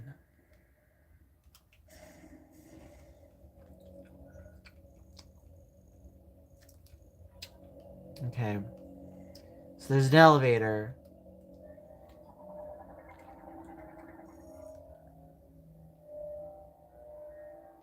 Okay, so it's currently offline.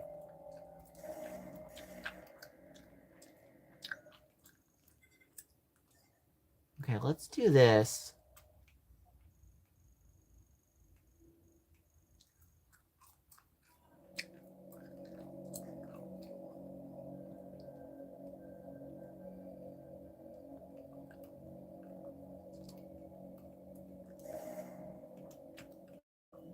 Come on. Confession, I have not played Pikmin 4.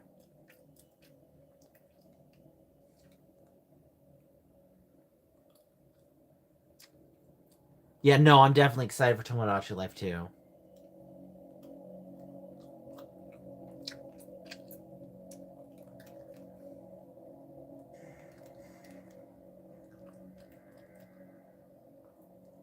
The door upstairs? Oh. How do I get upstairs? Oh, wait, I think I know how. I saw something.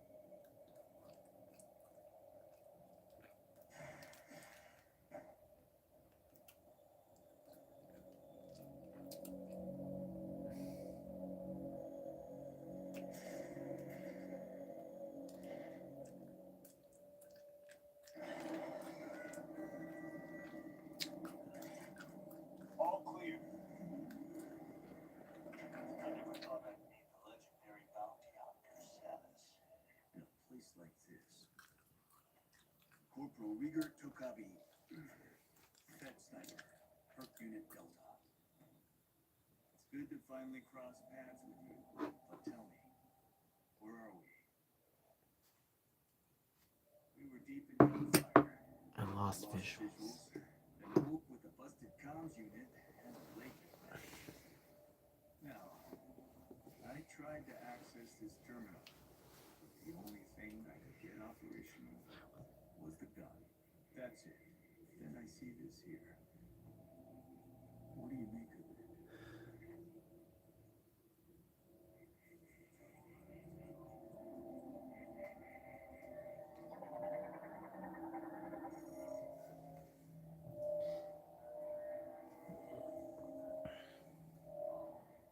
We were able to activate this at the facility, but it's corrupted.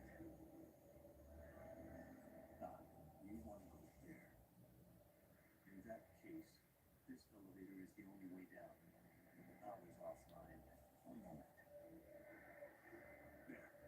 That must be the generator room. I think we can bring it back to life.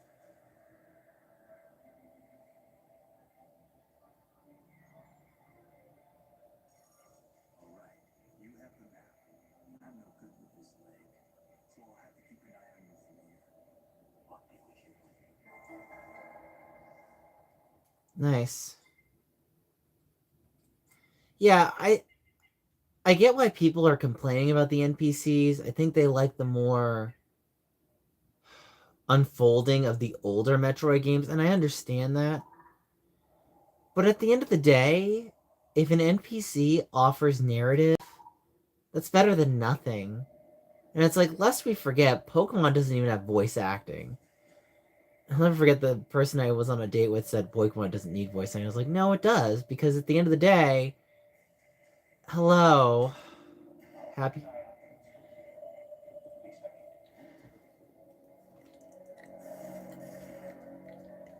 I would really rather the games have voice acting.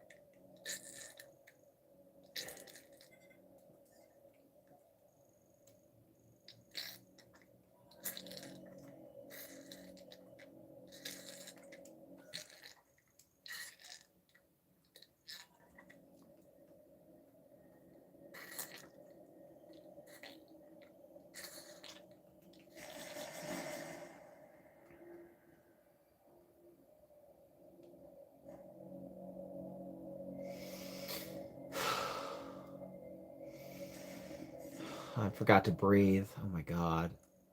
Things you have to remember to do as even as an adult.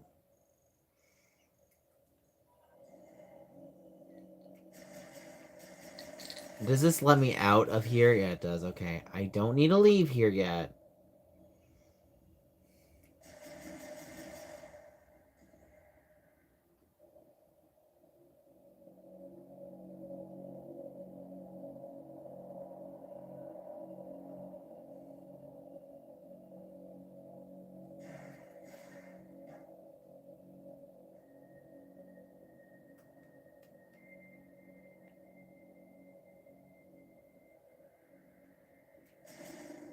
Need something?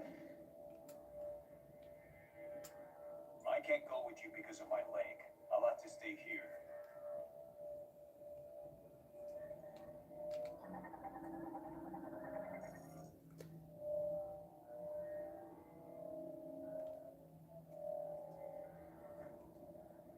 Okay, so that's gonna heal him. Okay, I think I see some way of getting down.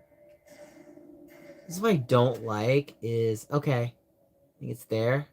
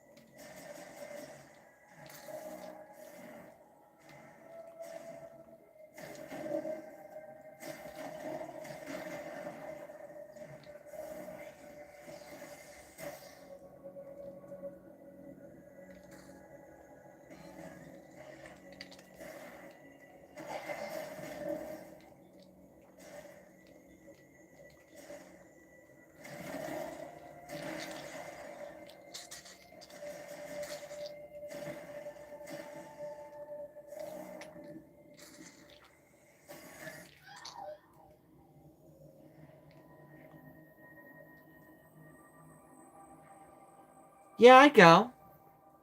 I really liked the store. I just wish I was in a position to actually have enjoyed it more. Oh my god.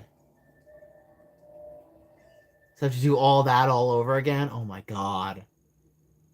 I have to do. Oh my god. No!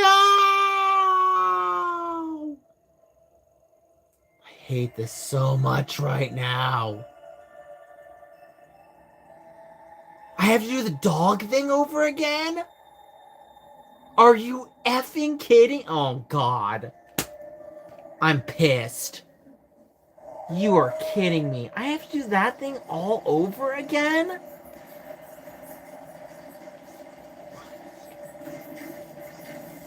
Really, Nintendo? Really?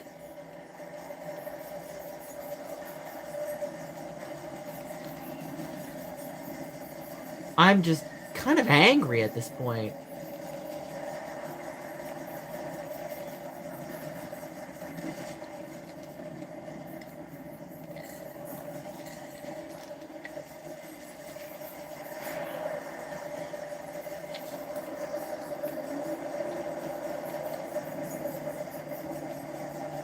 No, I play games, but I don't like it when a game is like, oh, well, you got through this point, but we're going to artificially hold you back on the checkpoint.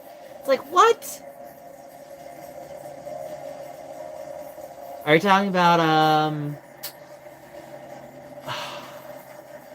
Plane Rock? Yeah. Well, he knew what he was doing. He wanted money, so he bought a console to break it. So, and that's his channel, and that's how he makes money. Even if that fame is fleeting, unfortunately. That's the sad part.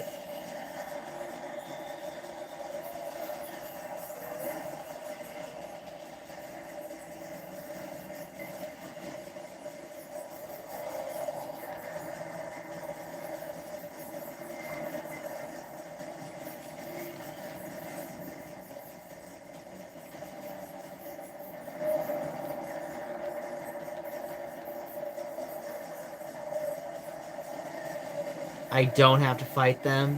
What do I have to do? Because I clearly have to fight them. This scene is scripted. I mean, I get part of it is.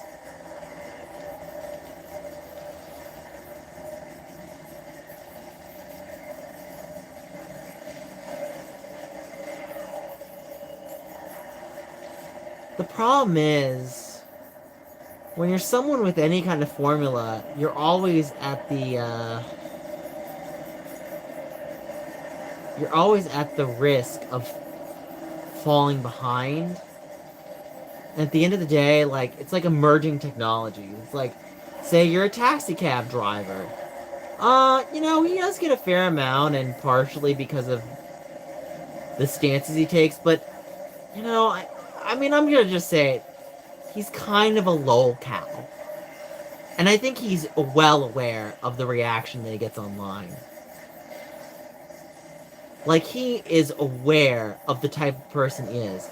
Because the dude needs to make money, to make a living, to live the life that he wants. And it's like, it's his passion. And it's like, at the end of the day, every person online is basically their position. Okay, that's why I had to get lower in the feed. Right. So any content creator, if they got a reaction out of you, they did their job. You don't have to like them. So it's like, I mean, case in point.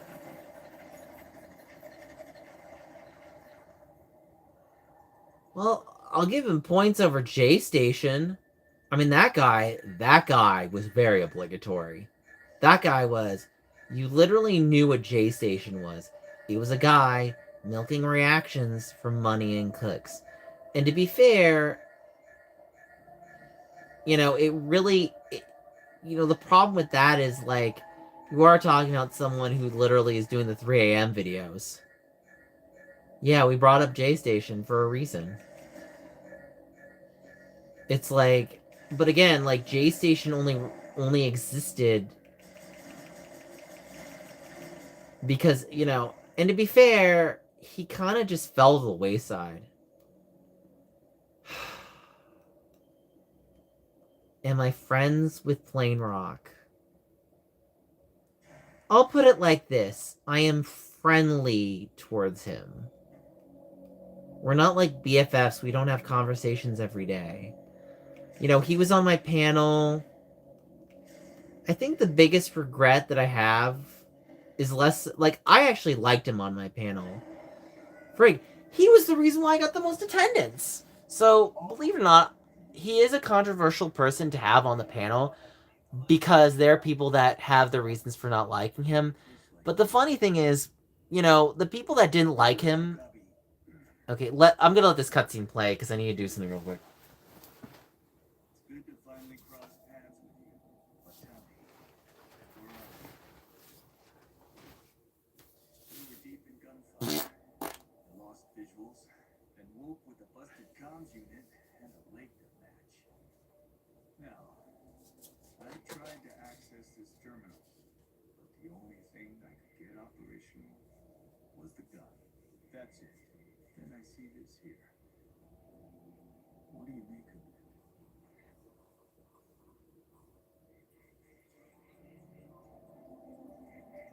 Right there.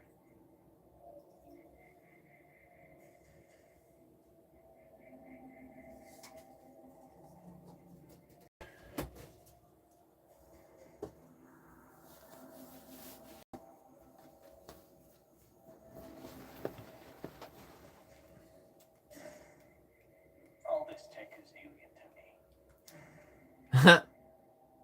What did someone say? I was reading the last comment and I was trying to.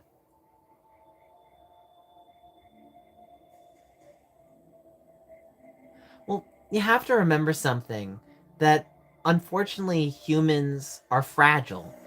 And unfortunately, no matter how well we take care of ourselves, time just keeps marching forward, and there's only so much we could do to keep ourselves alive. And really, part of that comes down to is adhering, right?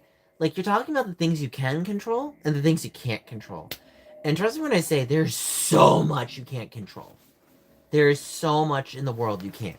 And sometimes you just get overwhelmed. And it's like, at the end of the day, when it comes to being an adult, you have to be able to feed yourself, to clothe yourself, to give yourself water, and to be fairly mobile and live. And anyone can be stricken with disease. And I mean, like, anything. We're talking, like.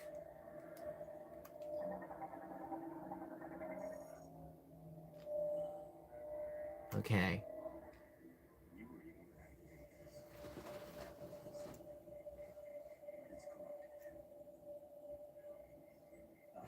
You want to go there. In that case, this elevator is the only way down. The power is offline. There. That must be the generator room. I think we can bring it back to life.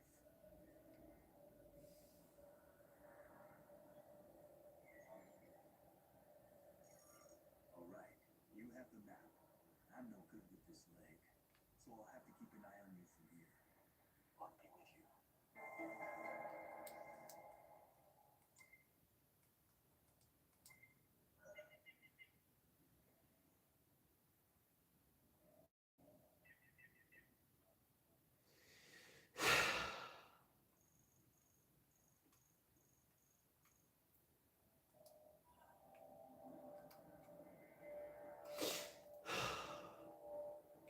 I have to get ready for bed soon. Honestly, I'm gonna go to the safe state. I don't care if I have to walk in the snowstorm again.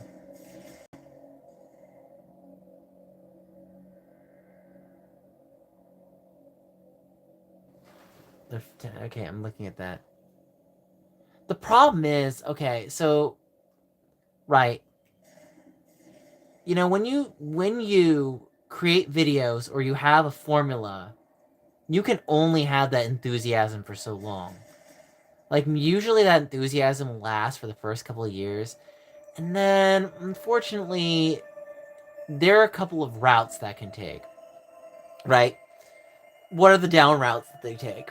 Either they become way too formulaic. You know, there are only a few formulas I feel like that have maybe withstood the test of time. I'd probably say Taught in the Shadows, but like, you know, he does a video every like 6 weeks versus like, if I want to be relevant, I feel like I have to basically like bulldoze the algorithm. Like, I just don't have a strong enough presence on this platform. And to be upfront, if I was going to be more famous, you'd basically have to take me to a time machine and basically make me like. I'd probably say if I had done videos like Chug Conroy or Code style, I. But should YouTube be a career? Here's the problem with that, right? It has to be sustainable. And if you're going to make YouTube your career, you need to have a really strong concept, strong execution, and everything has to be done in a timely manner that you can still get things done in a day. So if you're like locked in the brainstorming process, you're effed. You can't do it. It's like, for example, me going to work, right? Why does it work? Why does me going to work? Because even if I'm not liking my job and I have a really bad day, I know the contingencies of standing, serving the customer, and getting them what they need. And I might not be happy with what I'm doing, but at least I know how to do that. And if I don't know how to do that, that's a huge problem. So it really comes down to just executing the objective in the task. It's like being in school. It's like, do I have to pay attention to every conversation in school? No, you could basically zone out and a teacher's not going to notice. That might not be helpful for you, but you don't have to pay attention to every lecture a teacher gives you. Now, should you pay attention to it in order to do well on test? Absolutely. But it's like, do you have to be cognizantly there? No. You could zone out in a couple classes, and as long as you're present, you're right. School's objective is to be present in half the battle. I can tell you, when I'm at my Safeway job, I'm not present half the time. I don't want to be there. I don't. But if I'm there, even if I don't want to be there, I'm still getting paid for being on the clock. Versus like, if I do YouTube people will hold it up to a higher scrutiny, because if you don't put a certain level of effort in it, people are like, oh, this is lazy, or this is this. And, you know, at the end of the day, there is a lot of slop on this platform. There is. And I'm not even going to say my content's the most amazingest. But I know that, like, at the end of the day, like, it's kind of just turning into a bunch of sludge. It's the sad part. It's like, this is what we're getting to the point. You either make your viral trend and become the next 5-10 minutes of fame, and trust me, those can be the most valuable, like, durations that you'll have of your life. I'm trying to think of, like, there was that one guy who came out with that meme for the "Do you have any kids?" Well, it's not even just YouTube, it's TikTok, it's everything. Because everyone's vying for attention and everyone needs money. And at the end of the day, everything is just going up in price. It's like we don't have time to enjoy things anymore. It's like we don't. I mean, you have to make the time to enjoy it as an adult. And it's just depressing. And it's sad.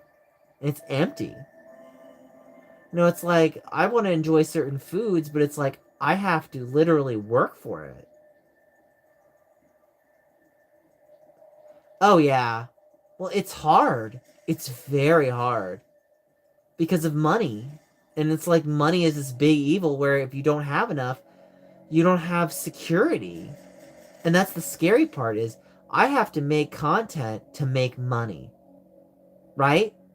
Like in the earlier 2010s, you know, I was still young. Um, you know, I could have made content that was fairly engaging and not feel like my time was a burden. As an adult, if I don't if I don't make content as timely as possible, I'm already behind. That's the scary thing.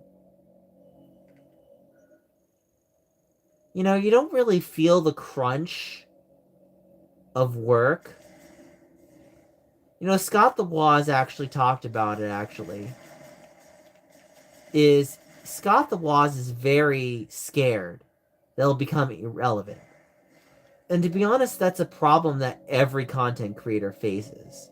Every content creator worries about the day they'll become irrelevant. You know why they worry about the day that they become irrelevant? Because the day that become irrelevant, the day they become irrelevant is the day that they have to hope that they save money.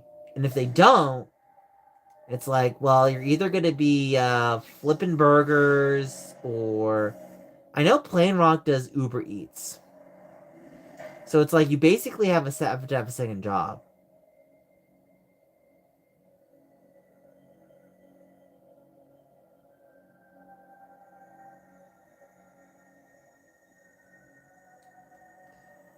I mean, right, as a kid, you had to play the game of if you play multiplayer games, you have to openly, or I should say, it's less so lose, but more so you're not going to win every match you get.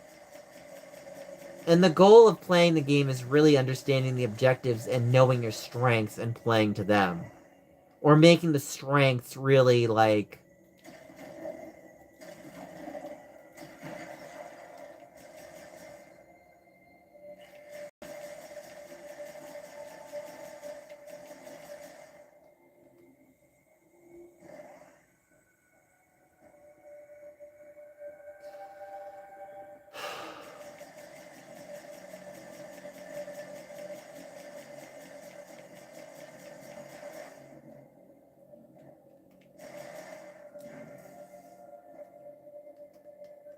I thought I.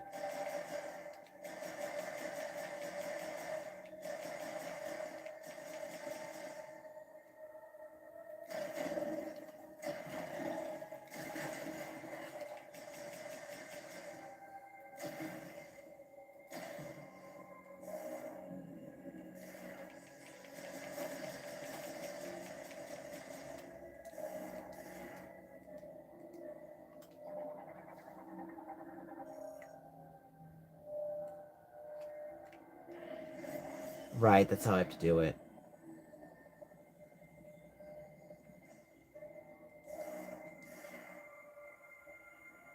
I need to save.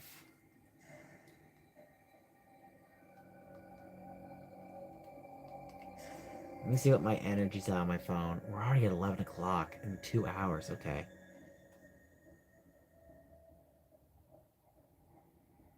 Well, see, that's the problem. Is like, we can't make content the way that we used to anymore. We literally have to make content to get your attention.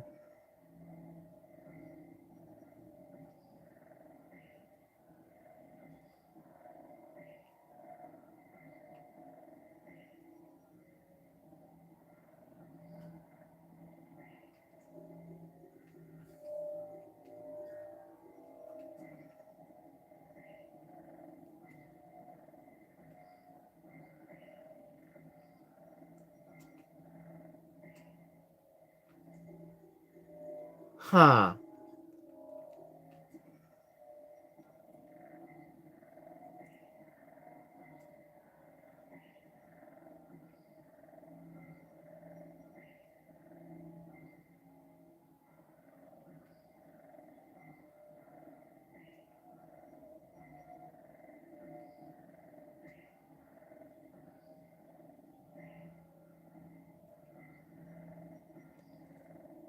How many times do I have to do this? Does anybody know the answer?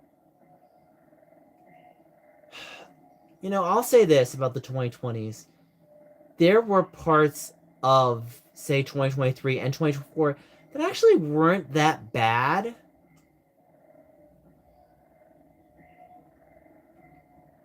I will say, like, as much as I don't like eating healthy half the time, and when I mean eating healthy is practicing the aspects of eating smaller portions, eating slower, only eating treats very rarely, and trying to treat them as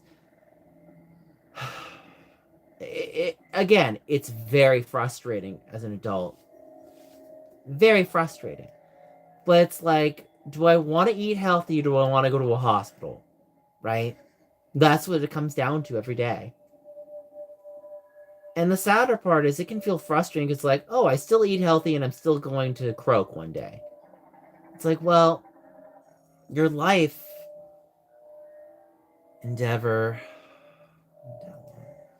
your life is still dependent on you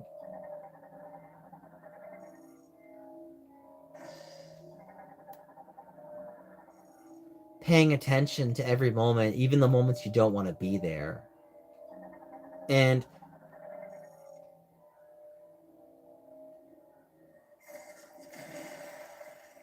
okay, so if you mindlessly eat food at a dinner table and you don't pay attention to it, that can have catastrophically bad effects on your health.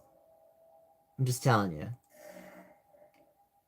So the next time you eat at a dinner table, consciously pay attention to how much you put on your plate and how slowly you eat and enjoy it. It might not be fun, but it's better than.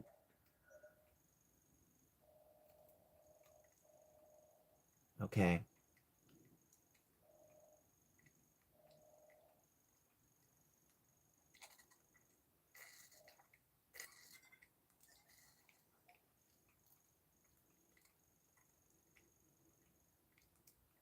Travis, you hear me? I patched into the facility speakers. I can use them to communicate. I noticed that several rooms were unlocked at once. That was you, wasn't it? Right. Proceed with caution.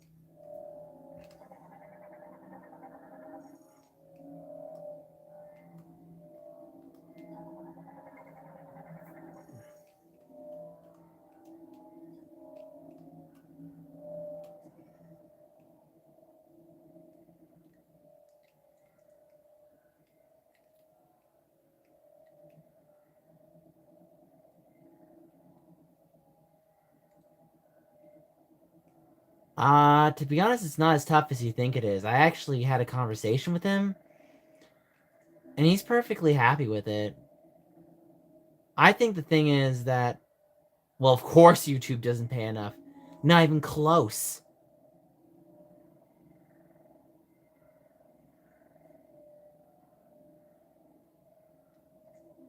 But even though YouTube doesn't pay him enough, he's still able to do something that he does enjoy. I actually remember seeing a video. I have to say this. I laughed at it. There was a video of him on the news, and it was really hilarious. It was basically about how his neighbors didn't like him. And I'm not gonna lie, there was something very comedic about it. It reminded me when I was in Seattle 2 years ago. And so Seattle unfortunately has a certain substance problem. I'm just gonna call it that word. I'm not gonna use the actual term for it.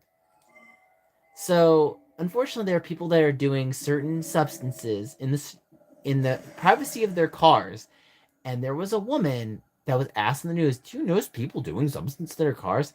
and she just said, "Oh no, there are people doing so and so in their cars, and I'm so worried." And it was hilarious because it was like, yeah, no, I get you, because it's like either I'm vigilanting, right? This is what it comes down to in life. Either I'm protecting myself by being away from something that's dangerous, or I'm literally trying to vigilante something that I'm going to be dead. And I'd rather not be dead.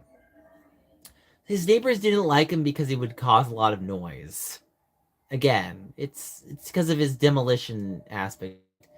The thing is, as controversial as he does get the attention and the views. And really, that's what it comes down to. Technically speaking, even MatPat from Game Theory has to play the line of controversy to get attention.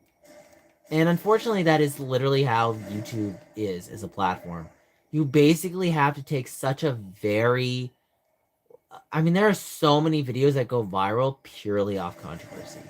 But the controversy is tricky because it's like you're always playing the game of, are people gonna like you for it or not like you for it? Like, there's one where some person burned their own hair, and it was actually played off very well, unknowingly. Ugh. I have to go to bed soon.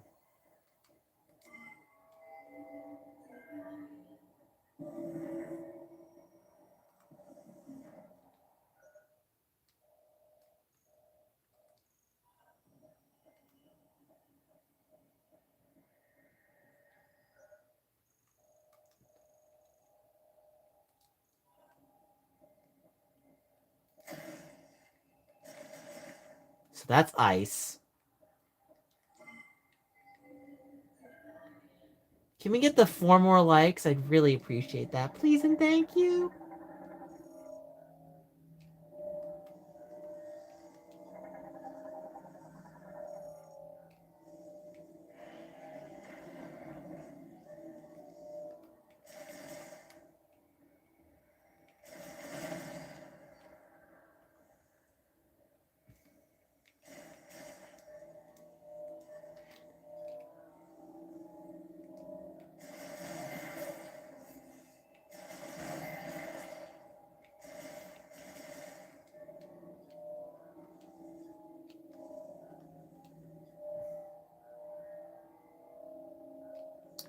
You mean Plain Rock?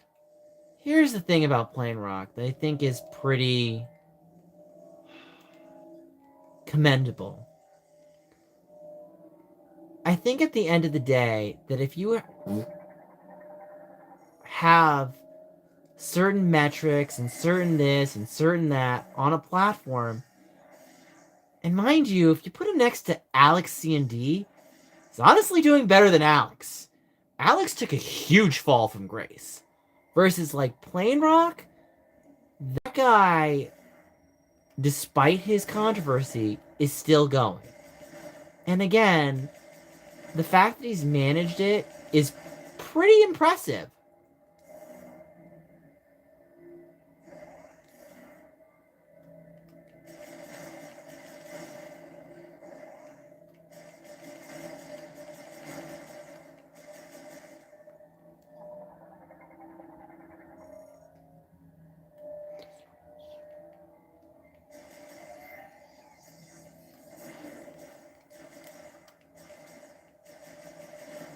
People are probably gonna hate my channel. You know why?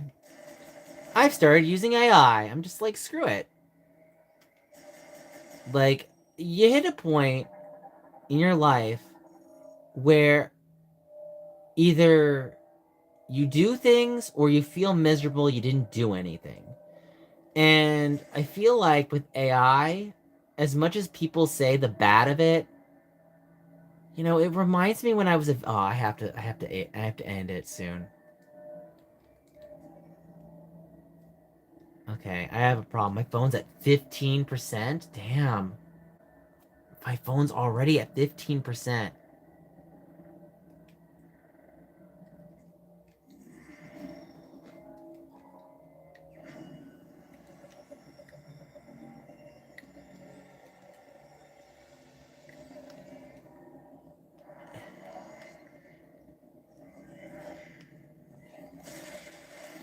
So now I've got a lasso. That called it.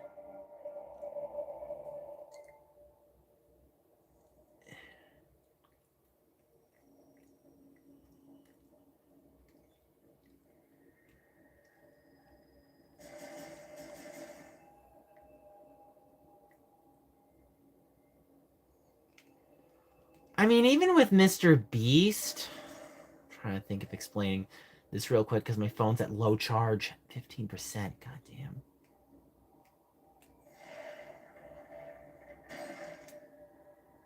Even with Mr. Beast, he has a certain predilection to keep his reputation in a certain manner where he knows that no matter what he does, there's always going to be something that he has to address.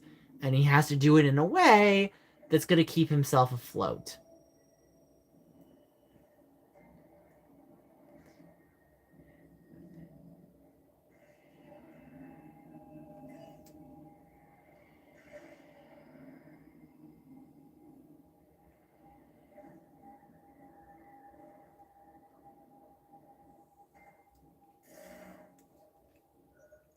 I need a save room bad. Oh my god. Because I'm not going to be able to make it. This stream is like, I'm at freaking what? How much percent? 14. God damn.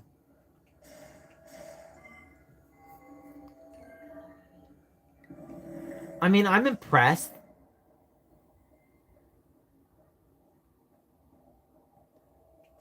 I mean, when you say it like that, you make it sound like it doesn't even matter to be on the platform. And to be honest, like, I mean, sadly, views do matter.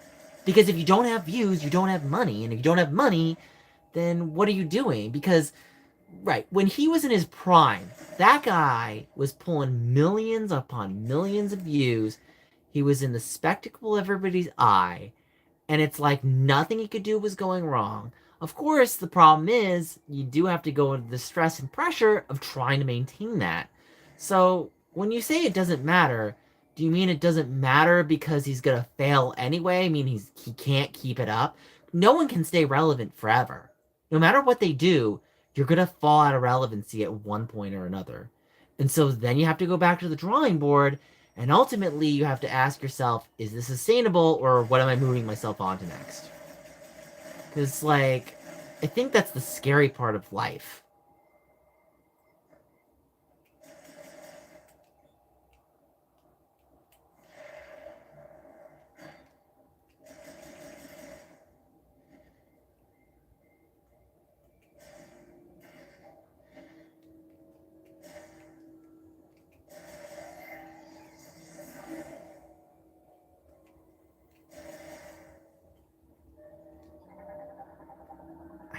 I need to save it bad. Because my phone, I'm gonna end up having to, like... What did they say it was?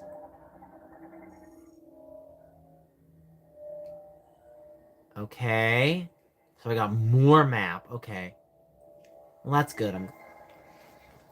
Okay. And I need to save it. What am I at? What's my charge at? 13%. Okay.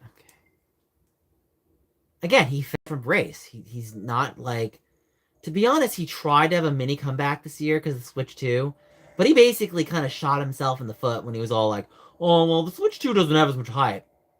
And you're kind of just listening to that, it's like, I get it, but at the same time, you could at least act like it matters. Because if you're someone who is desperate to be back on the platform, at least try. It's like, you made money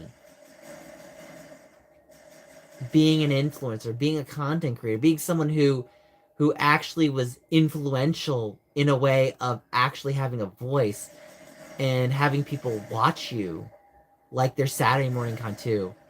I mean, even if he did, it's like there's no denying that he basically like flubbed on opportunity. And it's kind of depressing. Like you have to feel sorry for the guy. That being said, it's like he has to know what he did with the freaking like the on his 21st birthday. That was a big mistake. There were people saying, "Oh, they should forgive him." It's like the problem is even when you forgive someone that does something like that, it's not as simple as that. It's not a Oh, we forgave you did that. Right. He still did it. So it's a tough line. Oh, I'm sure it did. Just like how like the bullying got to me too. And like I think people don't understand is because they just want to react in the moment and they don't care about the person. So it goes both ways on that end. It's like you can say what you want about someone, but yeah, when someone does something like that, that's tough.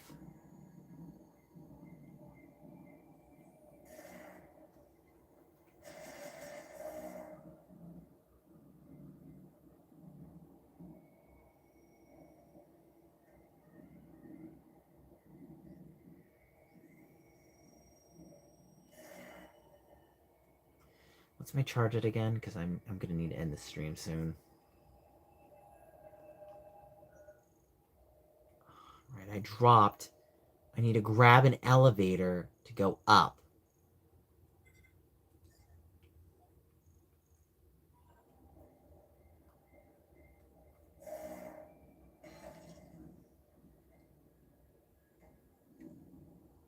There is literally no save states right now. I'm probably going to have to save it off camera. This is terrible. All right. Well, I'm going to end the stream here. It's already at 2:40, so thank you guys for watching. I'm going to need to get to a save on off camera. So, like, comment, subscribe.